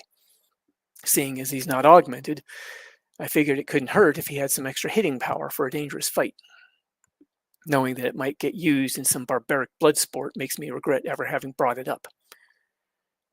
Anger at my seeming stupidity surges, causing my jaw to tighten and my lips to press together. Surprised at my own reaction, I attempt to hide it. Deciding I'd best be elsewhere, I say somewhat tersely, "All right, well, I'd better let you get back to work." I wheel the chair around a little more roughly than intended, narrowly missing knocking over one of Ito's little rolling tables.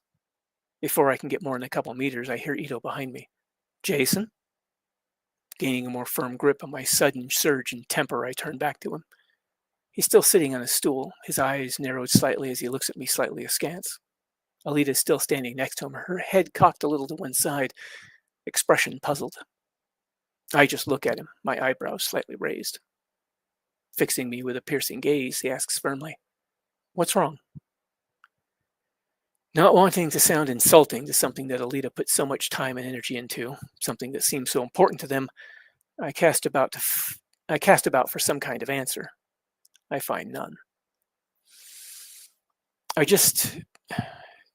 It's nothing. Alita glances at Ito, then presses me. "Something's obviously bothering you." Feeling suddenly tired, I respond calmly, "It's not important. That was a pretty sudden change in mood for something not important," Alita observes. "It was after I brought up motorball," Ito says suddenly. "Does it bother you that I was going to use this device of yours in the games?"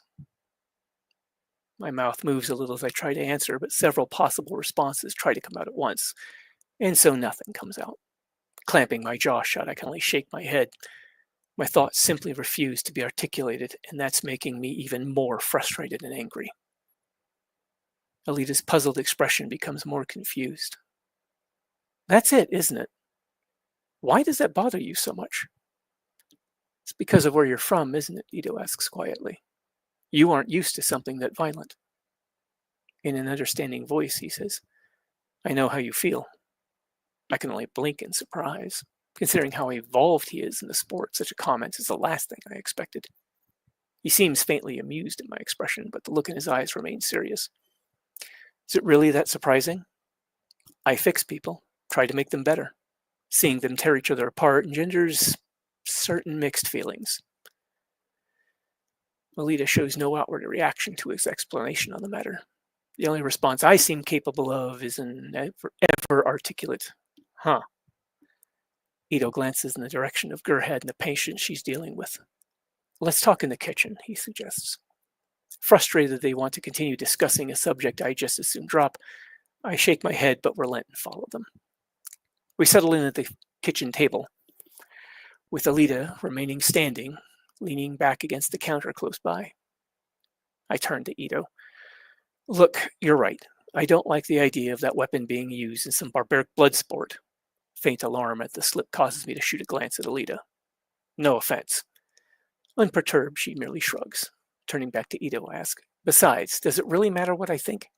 I made it for you to use, so do whatever you want with it." "I think it matters," he says. He gestures at the datapad he still holds.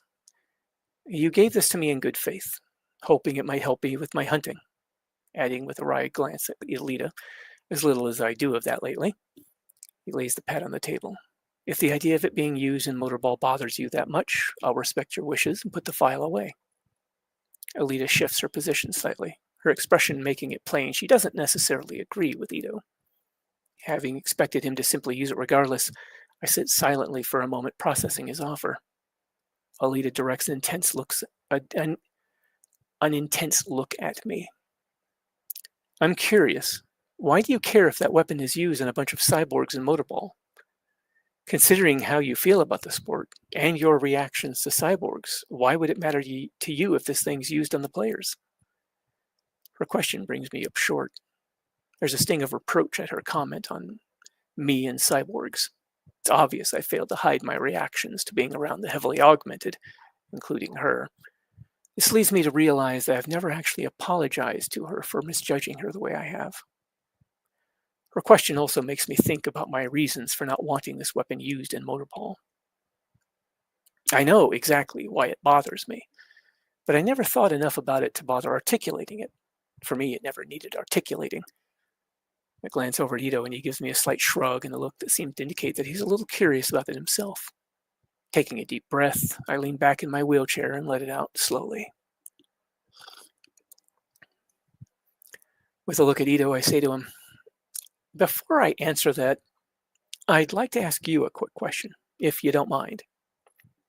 He nods for me to proceed. Why are you involved in Motorball if you're bothered by it? Glancing down at the data pad, he lets out a quiet sigh. I have something of a love-hate relationship with the game. While I do hate the more brutal aspects of it, I also find myself drawn to the excitement of it. The challenge of overcoming problems that the players under my care face. His gaze drifts upwards towards Alita, as well as other reasons. Getting the hint, I nod. All right. Turning back to Alita. When I first saw a Motorball game, I actually enjoyed it. But then I also thought the players were all remotely operated drones of some sort. I quickly realized those were people out there, ripping each other apart, so I started feeling differently. I'm unable to suppress a glower as I go on. Doesn't matter how I feel about the players on that track.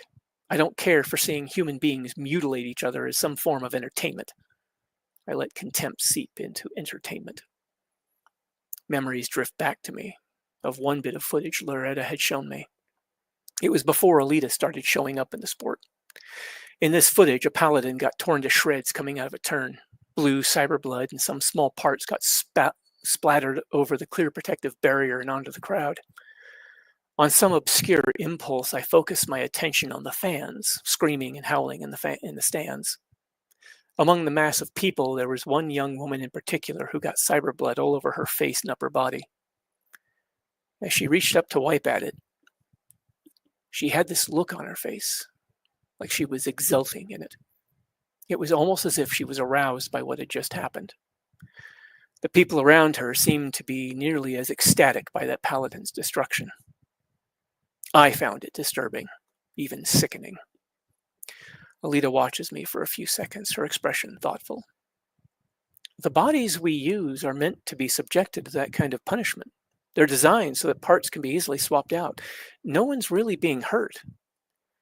Yeah, I gathered that, I respond stiffly. I don't bother saying anything about how such violence leaves its mark on the human psyche, how it can damage people in ways not immediately obvious. A short stint of volunteering in the VA, seeing firsthand the kinds of damage that soldiers suffer on the battlefield has taught me that. To say nothing of the 20-plus veterans a day who commit suicide after coming back because they couldn't deal with what they saw over there or had done, because a part of themselves never left that battlefield.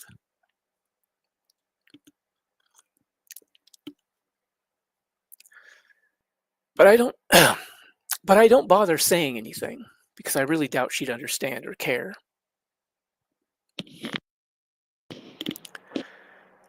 Of everyone in this city, I think Ito might be the only one who would, honestly. There is, of course, a possibility that I'm completely wrong. Besides, I say with a quick shrug, this is all assuming that thing works at all. Simulations have only been against plain steel. There's no telling if it'll even work against the kind of composites that are probably available these days. Ito gently taps the datapad. If it does, though, it could really help Alita get to Zalem. Confused, my brows lower over my eyes as I turn to look at Ito. Zalem? Motorball's going to get her to Zalem? Attaining final champion will, yes, Ito says. One corner of his mouth turns up slightly in a half smile. Something Loretta might have gone on about that you missed? Looking back and forth between the two of them, I respond absently. Yeah, I suppose so. Alita nods towards the datapad. Something like that could help my team be more effective, which would get us to First League faster, which gets me to Zalem that much quicker. Turning to her, I start to ask, why the hell would you want to go to... I'd meant to ask why she'd want to go to some place that practices genetic purity. where there's the kinds of people that would let Iron City languish in despair while they live in luxury, sucking the life out of the residents of the city they lord over. Instead, I'm brought to a halt as my mind forms connections. The stories of Alita's heroics, at least as far as the people here are concerned. Her attack on the factory and killing Vector. The fact that this Nova bastard is responsible for so much suffering in this city, as well as in her own life, no doubt. My eyes narrow slightly as I ask her, "Are you going to try and take on the leadership of Zalem?" "Yes," she says simply. Her face and voice are calm, but a storm thunders behind her eyes. An involuntary bark of laughter almost escapes me. Raising my eyes at her, I ask, "So you're going to try and do what the might of the Martian military couldn't?" The sci-fi geek in me takes a moment to marvel at the fact that I just uttered the phrase "might of the Martian military" in serious conversation, and no one bats an eye. Her features harden noticeably, an intense determination burning in her eyes. I am. The fierceness of her countenance, the unwavering resolve visible on her features in that moment convinces me that she just might have a serious chance of succeeding. A feeling runs up my back. An electrifying sensation washing over me at the thought of what she claims to be attempting. A part of me is immediately drawn to this idea. The part of me that was always drawn to so-called defenders of the people. Heroic knights, sheriffs of the Old West. Those who would stand up to tyranny, who would defend the powerless. The part of me that is still idealistic enough to believe that things like compassion and justice matter in the world.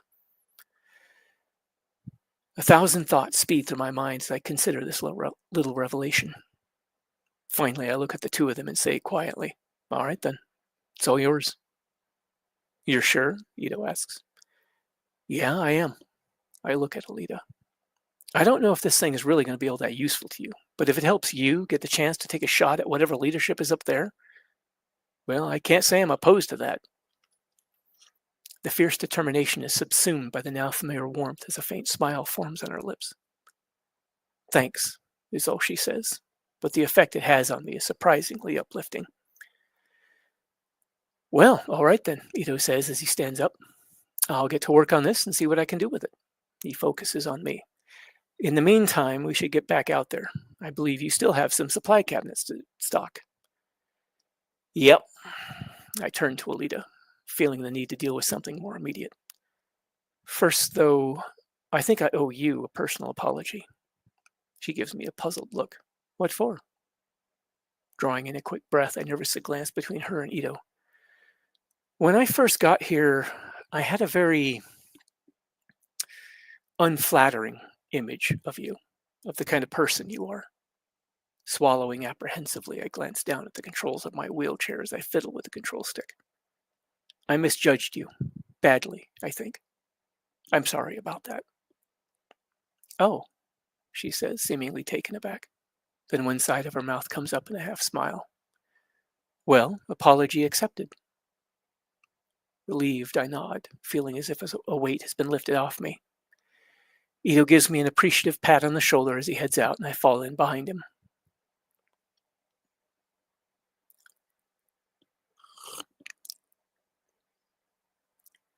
Alita leaves a little later that day, and Alita leaves a little later, and the day wears on. In general, it goes smoothly enough.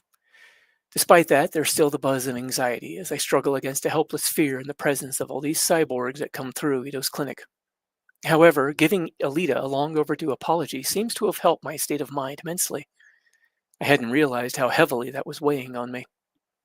Around about midday, I happened to observe that the waiting area is filled up a bit more than I'm used to seeing. Catching glimpses of the various patients sitting, weary and bored, in the mismatched chairs in the lobby waiting area, an idea occurs to me. With Ito being extraordinarily busy throughout the day, I bring it up with Gerhard when she's preparing some tools for Ito's later use. Pausing in her task, she turns to me. "You want to do what exactly?" "I was thinking we could serve coffee or tea or something in the waiting room." Shrugging offhandedly, I had, tried to make the patients wait a little more comfortable. She raises an eyebrow at me before asking in a low voice, "Was this something doctors back in your day did?" "Most of the ones I ever visited, yeah. If you think it's a bad idea, not necessarily." Gerhard looks over her shoulder towards the door to the waiting room. Have you considered all the possible problems that might crop up? I've tried to. Gerhead points out the most obvious, like how much it would cost for starters. With a nod, I reply, first thing I considered. I know you guys ain't exactly bursting with cash, so I figured on using my own money. She seems taken aback by my offering of my own cash. That's kind of you, but are you sure you're up to this? We can see how much trouble you've had dealing with the more heavily augmented patients that come through here. True, I concede. This constant battle against my anxiety often leaves me drained, mentally and physically. But I'd be willing to at least give it a shot. With a faint shrug, I attempt to smile. Gonna have to at some point, right? Though I manage to keep a calm exterior, my heart is pounding at the thought. If I'm going to be stuck living in this city, then this is just the first of many things I'm going to have to face. Can't say I'm looking forward to any of it. Gerhead looks back down at the instrument she's busy laying out for future use and takes a deep breath. I can't promise you anything, but I'll bring it up with Ida when you have a spare moment, okay? Sure thing, thanks, I say with a faint smile before rolling off to tend to other little chores.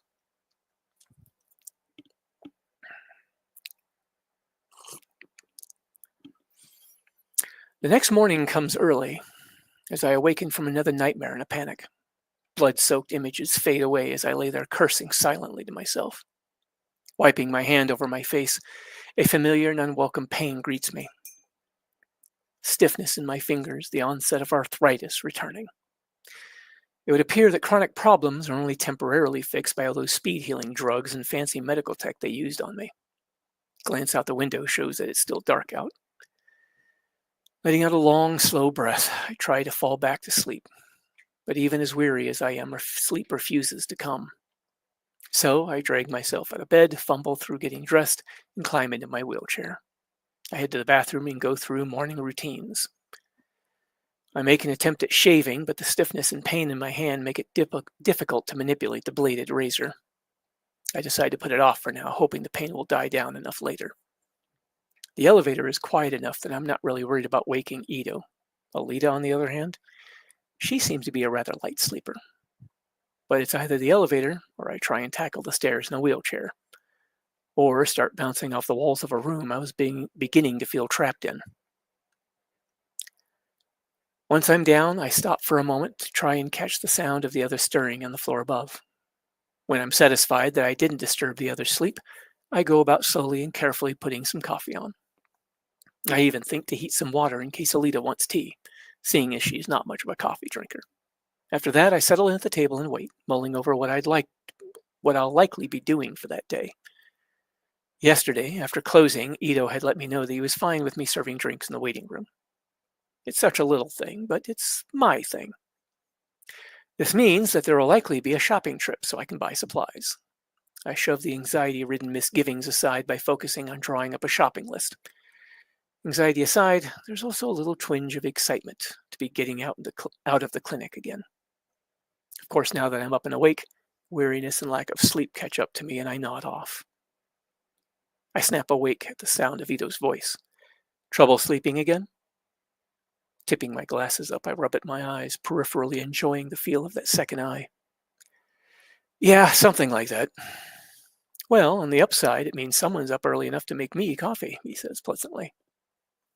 Resettling my glasses, I say back, yeah, figured I may as well try to make myself useful. After getting a cup of coffee, Ito goes about starting breakfast. Setting a pan on a burner to heat, he tosses over his shoulder, I hope you realize you have done that. Turning more towards me, he adds somewhat more cheerfully, Gerhard and I both appreciate your help around here. With a touch of dubiousness, I ask him, really? Even with all the screw-ups? There's just no way he's that pleased with my performance. You haven't done that badly, I think, he says encouragingly while pulling out ingredients for breakfast, especially considering. Leaning back in my wheelchair, I let out a slow breath. Yeah, well, I'm aware of the fact I haven't been doing all that great either. To that, Ito merely grunts thoughtfully as he prepares the food. When he's done, he dishes up 3 plates. One he sets aside for Alita for whenever she comes down. He sets the second one in front of me. After a couple moments of eating in silence, he glances up and mentions, decided to grow your beard out? I look up at him in momentary confusion before putting my fork down and running my hand over my chin and jawline, feeling the unshaven stubble. Oh, no, I was going to shave, but I flexed my fingers. Been feeling a bit of that arthritis again. Guess it's decided to come back. His features settling into a thoughtful expression, Ito considers my hand. Normally, if arthritis gets too bad, the limb gets replaced. He nods. Typically, yes. I'm afraid the drugs we used before are simply too expensive to keep giving you for something like this. Let me know if it gets too bad, though. I can at least get you something for the pain. Pauses. We each take a couple more bites of food. Then he adds, you could see about getting an electric razor that'll work when you go out later today.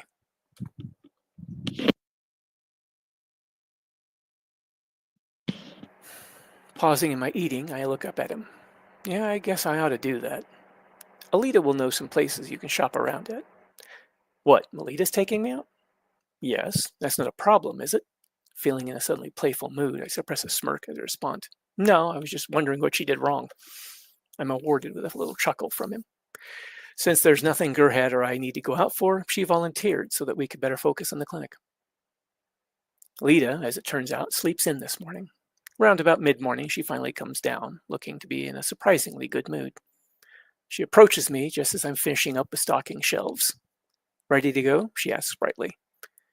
After putting the last item away, I turn to her with a shallow sigh and answer with forced cheerfulness, no, I'll grab my jacket. Come on, she says reassuringly. It'll be fine. You have your money on you? Oh, no, I'll have to head up and grab some. She waits while I retrieve some cash from my footlocker. Based on previous experience, I measure out an amount I figure I'll need and add a few more coins just in case. I also double check to make sure I have my ID on me. Then I come back down, she helps me into my jacket, and we headed for the door and a quick goodbye to the others. She heads for the door first. Right as I get to it, my hand comes off the control stick. It's as if my brain just says, nope, ain't doing it. I just sit there in the doorway, staring blankly out into the street as people go by. I will my hand to move back to the controls, but it's as if there's some disconnect. Jason? Alita asks from the other side of the door. You coming? This gets my brain re-engaged. Yeah, I say, finally getting my hand back on the controls. Pushing the little control stick forward, I join her outside. We make our way down the sidewalk with Alita occasionally pointing out some shop or landmark of interest. In between that, there's the occasional pause as she stopped by a fan or three looking to meet their hero or grab a quick picture with her. None of them pay me any attention, which is both a relief and an annoyance. A relief because the attention would just exacerbate my anxiety.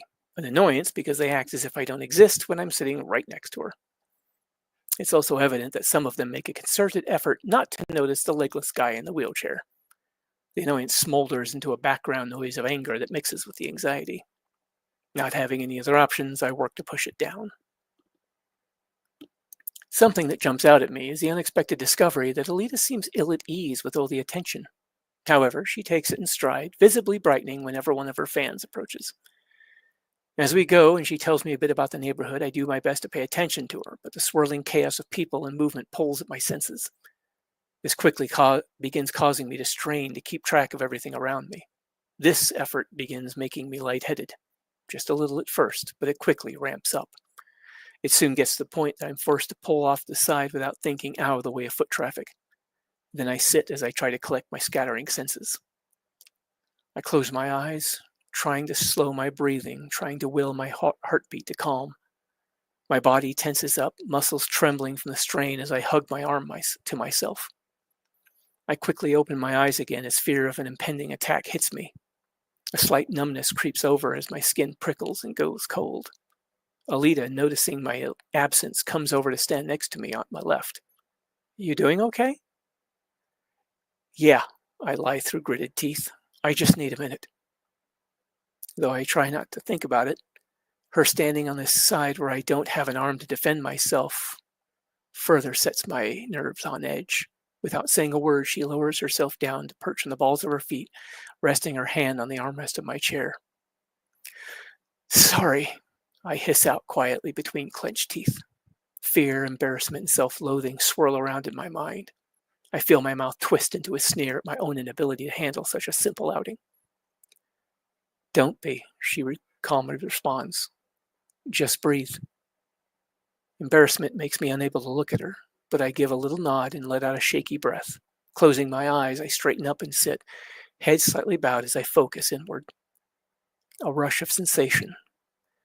The rush of sensation, the noise, the chaos starts to slow. Strangely, it's as if they're waves breaking against the stalwart presence at my side, as if the force of her presence pushes all of that away.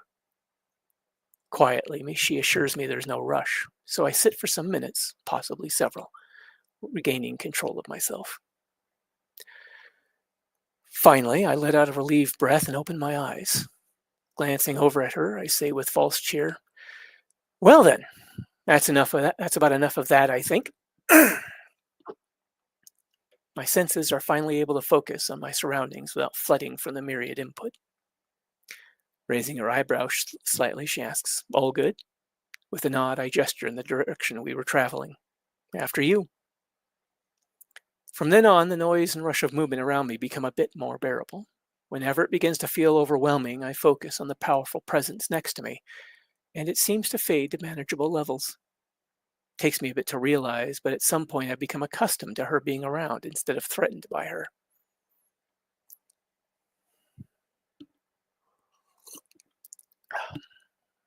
We stop in at a little market she's familiar with and thread our way through the other customers. Fortunately, it's not particularly busy at this hour, and we're able to peruse the shelves with little hassle. As we pick over the rows of coffee tins decorated with garish labels, I hear a commotion near the front of the store. Something about what I hear prompts me to maneuver near the end of the aisle so I can peek around the corner and see what's going on. As I peer out at the commotion, I sense Alita's presence close behind me, as if she's also taking a look at the disturbance. An older woman in well-worn clothing looks to be having a bit of an argument with the cashier at the register.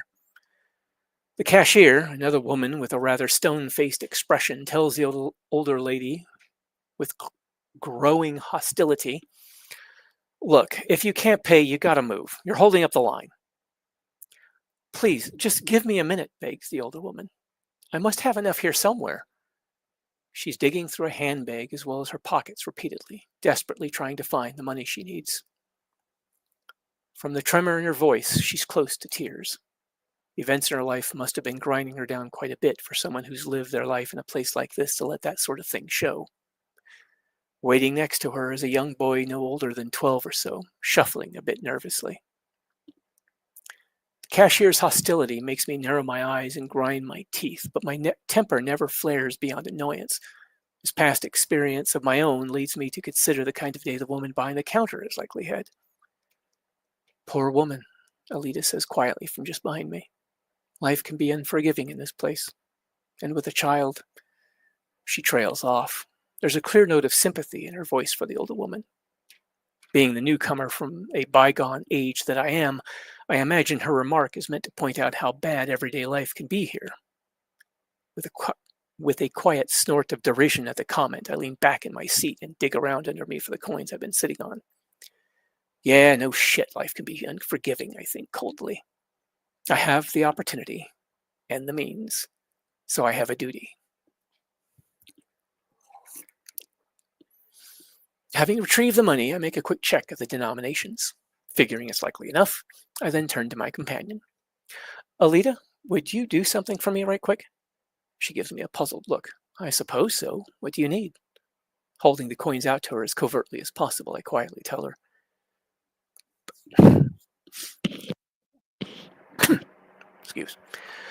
I quietly tell her.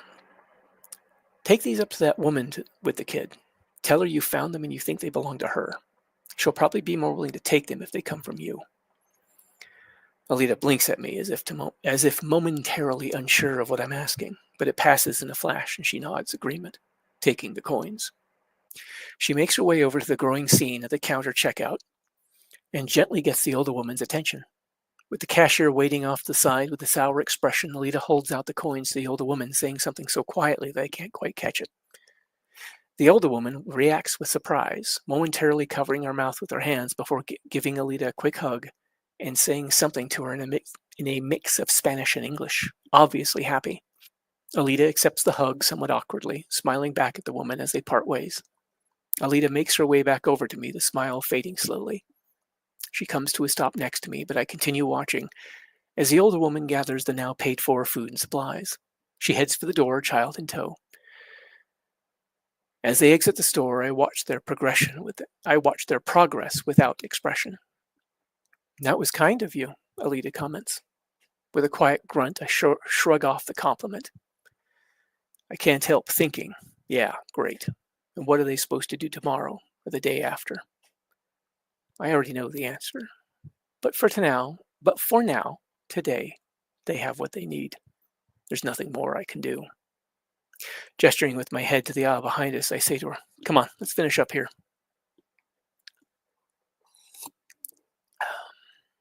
I pick out a can of what looks to be cheap but decent coffee, and we head for the register. I'm careful to be particularly polite and patient with the cashier, who looks to be a little less tense. My politeness draws a few odd looks from the few other customers in line, but it seems to calm the cashier's nerves. No doubt I'm overdoing it a bit compared to the norm around here. As we leave, I toss over my shoulder, thanks, you have a good one. The cashier actually responds with a you too. Her mood seemingly further improved. I almost smile at that. My own spirits are lifted.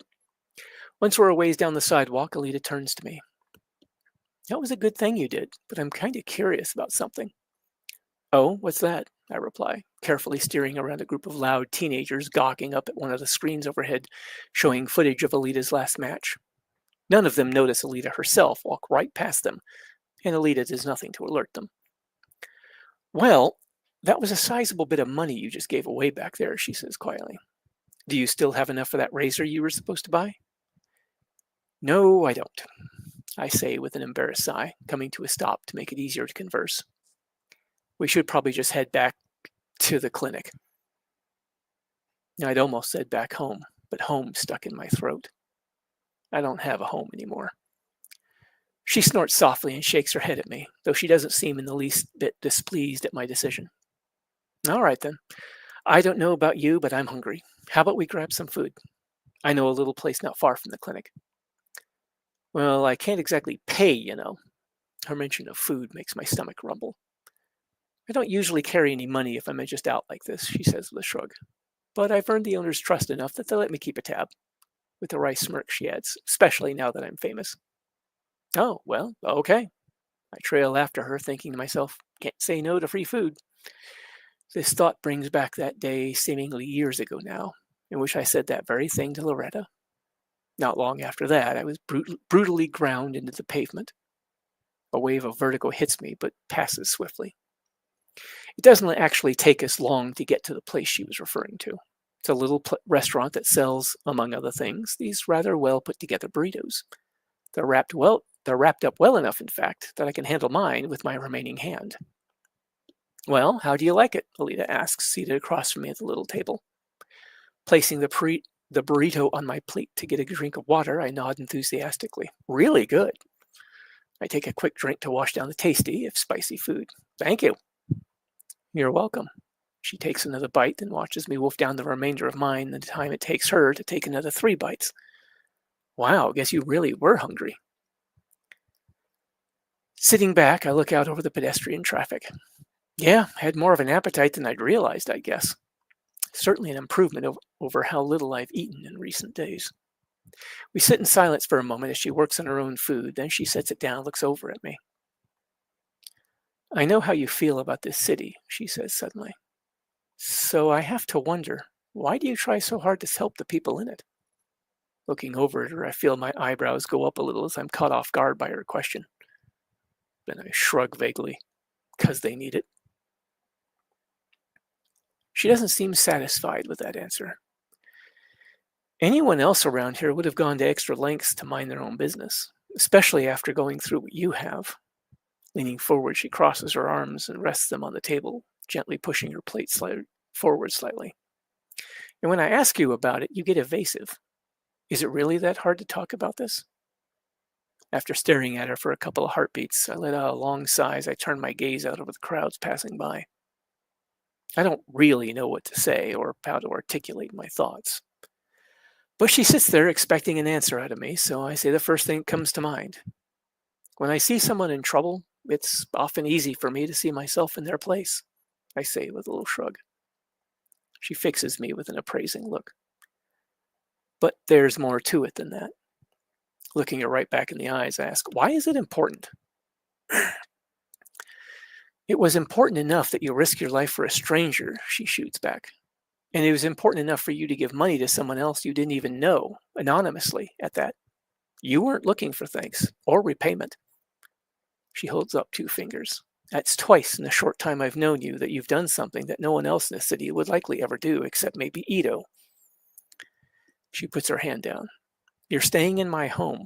I'd like to understand why you do these things. What makes you so different? We sit there for a bit staring at each other. My stubbornness making me unwilling to answer and unsure why it matters so much to her. Her, opposite me, her scrutinizing gaze boring into me. It doesn't take long for her to win our impromptu staring contest, as my defenses wither under the force of her stare. Unable to help it, I shake my head and roll my eyes in exasperation at her persistence. Much of it is my religion, if it means that much to you. Unwilling to meet her gaze again, I look back out over the street beside us. It's a very important part of my life. Helped me get through a lot. It teaches me that I am my brother's keeper. If there's someone in need of help, then I am to give it, if I have the capacity. It teaches that human life is precious and valuable. I pause, waiting for her reaction, halfway expecting her to laugh. Instead, she quietly asks, and you never asked for anything in return for giving this help? Turning to her, I look her in the eyes and say evenly, no, nothing is expected. And what if someone tries to take advantage of you, she asks, her tone becoming slightly challenging. Do you just let them? Looking away, I heave another sigh and recite, cast not your pearls before swine. What does that mean? Looking her in the eyes again, I say evenly. It generally means if I catch someone trying to take advantage of me, then my efforts are likely better spent elsewhere, on someone who genuinely needs the help. Softly exhaling through her nose, she leans back in her seat. Her gaze softens, though her voice retains a hard edge. I admire you for wanting to help people, but that sort of thing can get you into a lot of trouble in this city if you're not careful. The smartass switch in my brain flips on. Giving her my best innocent look, I say to her casually, boy, am I glad you said something. I conspicuously scratch the side of my head with the implant on the end of my residual arm. Why, if you hadn't given me a heads up, who knows what could have happened? Then I just stare at her with an expression of innocent gratitude. Pressing her mouth into a thin line, a number of emotions play over her features as she stares back at me. Irritated amusement seems to be the one that sticks. It's as if some unnoticed tension eases and the mood at the table lightens considerably. Though she tries to suppress it, she cracks a smile. Nobody likes a smartass. Driven by some twisted impulse, I look off in the distance and blink a couple times as if thinking, huh, I say distantly. That might be why I don't have any friends. She quietly chuckles with a shake of her head. Are you ready to head home? Finding myself riding high on this good mood and unburdened by depression, I point to her unfinished burrito and ask, are you going to eat that? Clearly feigning a scowl, she asks in a lightly teasing tone, are you tired of having that hand? Putting up said hand in surrender, I assure her, I was just asking, for a friend.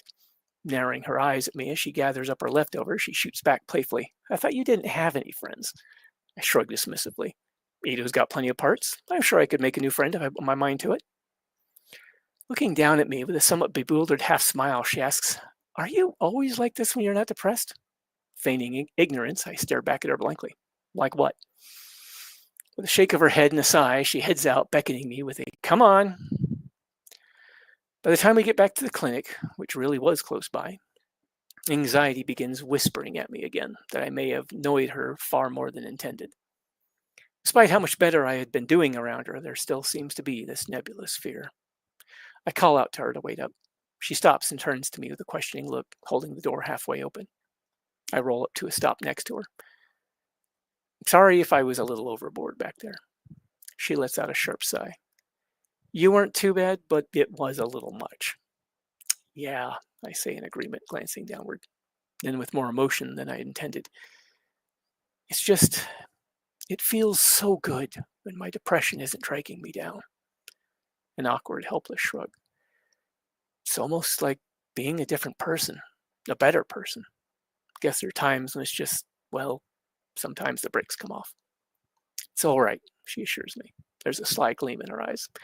Besides, I've heard that when you start getting on towards 600, the mind is the first thing to go. Wincing dramatically, I put my hand over my heart as if struck. Oof! No respect for your elders, young lady? She directs a mischievous smirk in my direction. She stands aside to allow me in. After dropping off the can of coffee in the kitchen, I thank Alita for lunch and am about to head back into the clinic to get to work when she moves to stand in my way. Haven't you forgotten something? She asks. I glance around to the sides, confused. Maybe? Crossing her arms over her chest, she looks at me meaningfully. Realizing what she's on about, the smartass switch in my head gets tripped yet again. Good Lord, you're right, I say in an overly dramatic voice. The electric razor! We can't let it fall into the wrong hands! I look up earnestly into a face whose expression is somewhere between bored and annoyed. Iron City could suffer its closest shave yet! I punctuate it by lightly slamming my fist into the arm of my wheelchair. She lets out a quiet, long-suffering sigh, though I can tell she's trying not to smile. I'm serious. So am I respond evenly, waving my hand dismissively. It's a razor. I'll get it tomorrow. It's not the end of the world. She gestures at the coffee I just bought sitting on the counter. Aren't you going to be a little busy tomorrow? Besides, you did really well out there. If you wait to do it later, it might just be that much harder. Hanging my head, I let out a loud sigh, but I know she's right. Relief at being safely back in the clinic is hitting me, draining away the tension and anxiety that had been piling up, leaving me feeling a little shaky and sickly. Putting it off will likely make me just want to keep putting it off. Better to get it over with now, I suppose. Come on, she presses. I'll even help you out. I'll buy. Still feeling the need to put up some kind of fight, I toss my head back and say, ugh, fine. With a satisfied nod, she turns to leave, and I fall in behind her, following her out. When she turns down the hallway towards the side door, Alita dryly observes, for someone who was afraid of me not too long ago, you've gotten pretty bold. Outwardly, I shrug. Yeah, I guess so. Inwardly, I can barely suppress a smile at the realization that she's right. For the moment at least, I'm free of much of the anxiety and fear that's been hounding me. The world feels somehow brighter and more open. It feels great. End of chapter. Yep, those two are turning into friends. Well, that had been the intent. So, yeah. Yes. What do you think, Maxie? I think he's a bit of a smart-ass bastard when he's not depressed. He can Yeah. In fact, it's probably just as well he was depressed when he met her, because if he'd been like that from the beginning, she mightn't have liked him. Yeah. She might have lost her patience with him a little more quickly, yeah. Yeah. He might have been protein bar in the head 3 chapters earlier, yeah.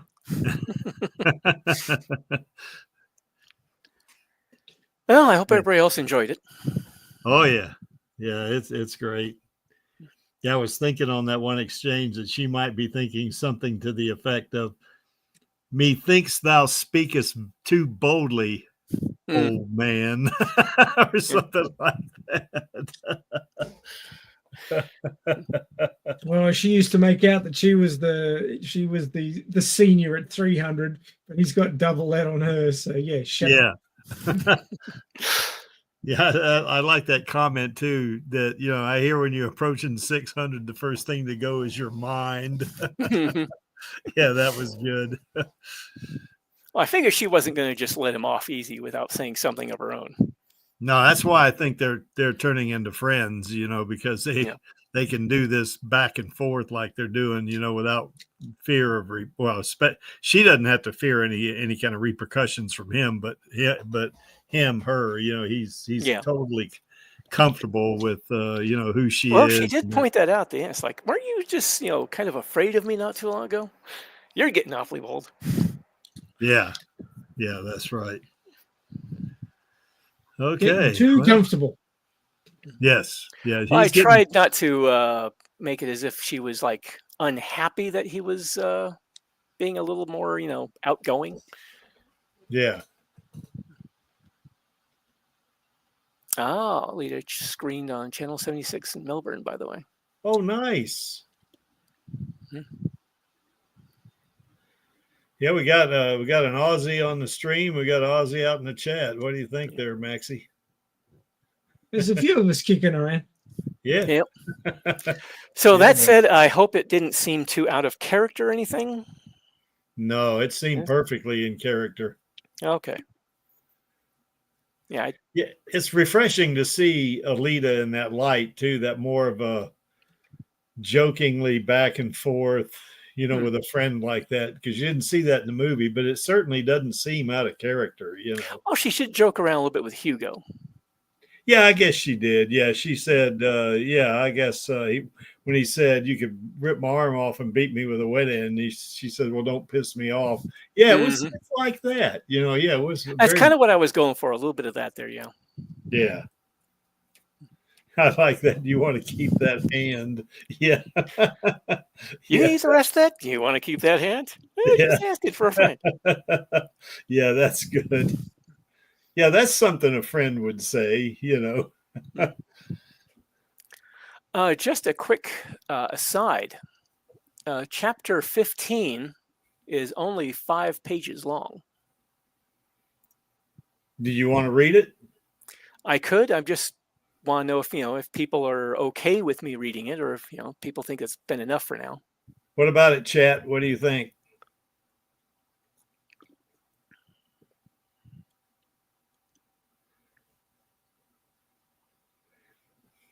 If I don't see a thumbs down in the chat, we're going to read it.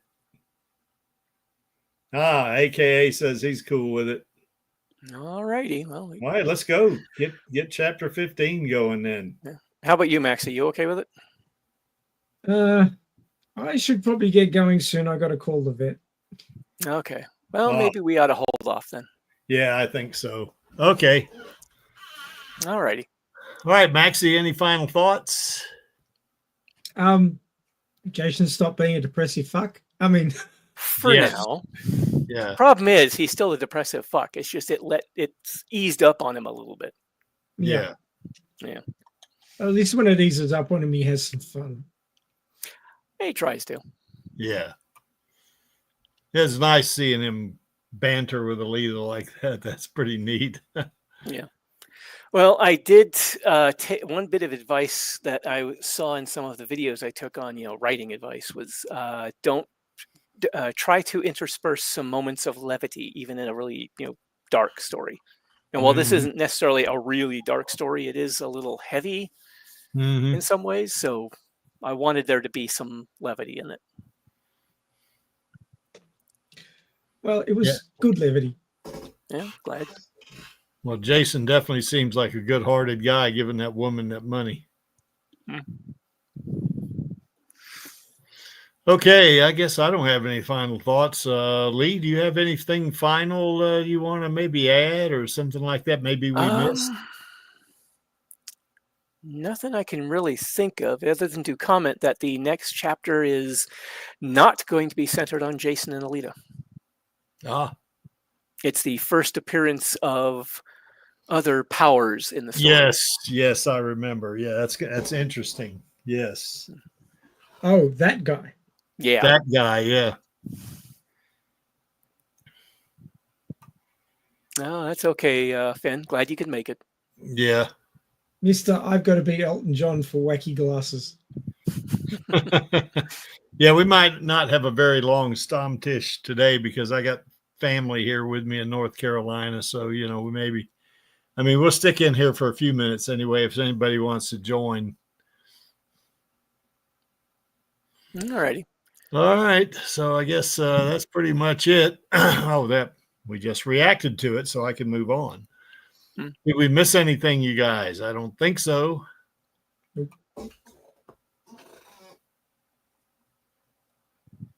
Anything, Maxie or Lee? Nothing comes to mind. Cool. Well, there's our queen. And of course, she is radiant. And we all love our queen a lot. So, That's pretty cool that we were so lucky to get her to play, that they selected her, or Robert Rodriguez selected her to play Alita, because she is awesome. I mean, she is a magnificent actor, you know. I also want to give shout outs to El Lamont and Jesse Fisher for bringing Screwhead to life. And I want to see Screwhead come back in the sequel, as everybody on this stream knows. And Screwhead and Alita, you know, Screwhead kind of realizes that Vector was kind of, you know, conning them or doing whatever he was doing with those other Hunter Warriors and those two. She was being used by the system. That's right. And she's pissed off about it. And as Elle said in our interview, she makes up with Alita and she said, "I'm with you, girl. Let's burn it all down." I love that comment. That was great. You know, all three of these folks are really consummate professionals. You know, certainly we're going to get to see Rosa in Play Dirty. I can't wait to see that. That's going to be pretty good. I think that's on Prime, isn't it? I think. I don't know. We'll have to check and see. But yeah, I think it's on Amazon Prime, I think, but don't quote me on that. And of course, I think I haven't checked IMDb recently, so I don't know.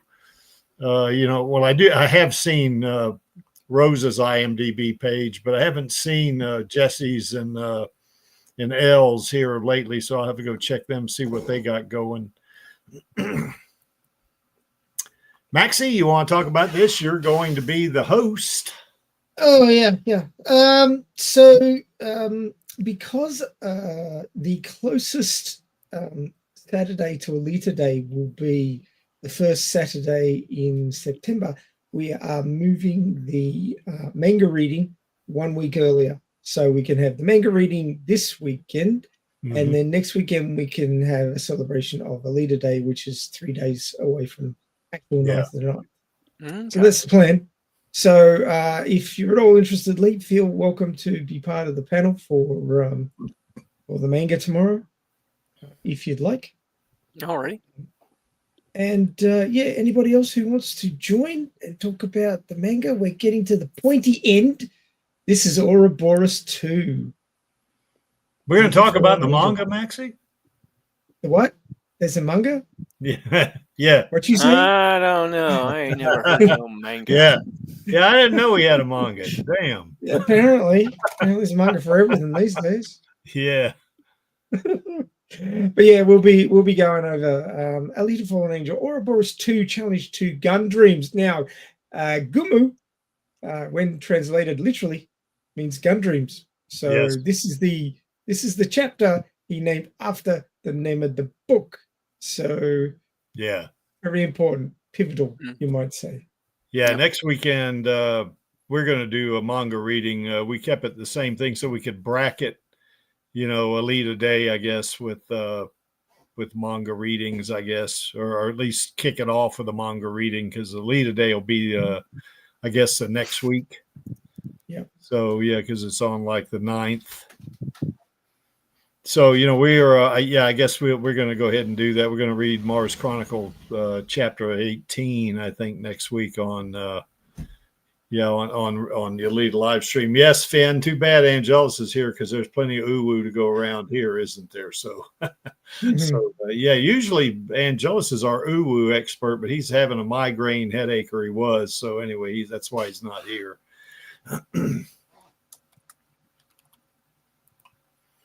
And of course, the Stammtisch after party. If anybody wants to join, we will definitely stick around for a little while. Like I say, I got family here, so I won't be able to stick around as long as normal. But anyway, there's the link, and if you click on that, we'll bring you on. Probably won't stick around for maybe 10 minutes or something like that, or 15 tops, you know, just to say hi to everybody that comes on. And, you know, the Stammtisch, the after party is similar to what we do on Radio Chaos. You know, it's not streamed.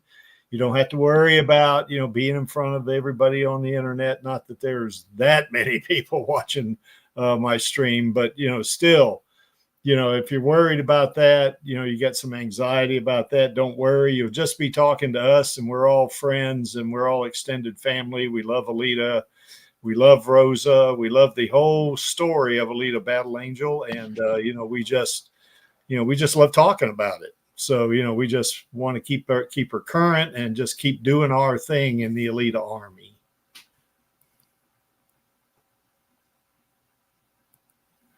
And we are the Alita Army, the most positive fandom on the internet. We support Alita and Rosa Salazar passionately and positively. And, we are going to keep doing what we're doing until we get that sequel. And then even then, we are not going to stop doing it. We're going to keep doing it until we get Alita 3 and Alita 4, 5, 6, 7, 8, 9. We're going to get that, and we're going to get all our merch. We're going to get our shows. We're going to get our new anime. We're going to get all that good stuff. Anyway, that's what the Creek wants. The Creek originally wanted 6 movies, but Lee kind of upgraded my perspective on that. I want 9 movies now. So, that'll be that. So we get that. But this, we want to keep her current as our late, I guess, Uncle John Landau, told us to keep peppering Disney. Well, that's what we're going to do. We are going to keep peppering Disney. So why is that image there? Well, that image is there because I like it. And to paraphrase Gruwishka, I'm only here for our girl and our queen and the Alita Army. So, we all are here for our girl, our queen, and the Alita Army because we want those sequels. And with that said, that's time. It's time for the call to action. So, I guess on my count of 3, 1, 2, 3. Film those sequels, baby. So anyway, we'll catch you tomorrow on Radio Chaos, and we'll catch you next week on the Alita Livestream. Bye. Take care, guys. What's up, Alita Army? This is Hot Toys Alita, and I hope you enjoyed this week's Alita Livestream. Please join my Uncle Creek, Angelus, and our other guests for next week's show. Remember, I do not stand by in the presence of evil, and film those sequels, baby. See you next time.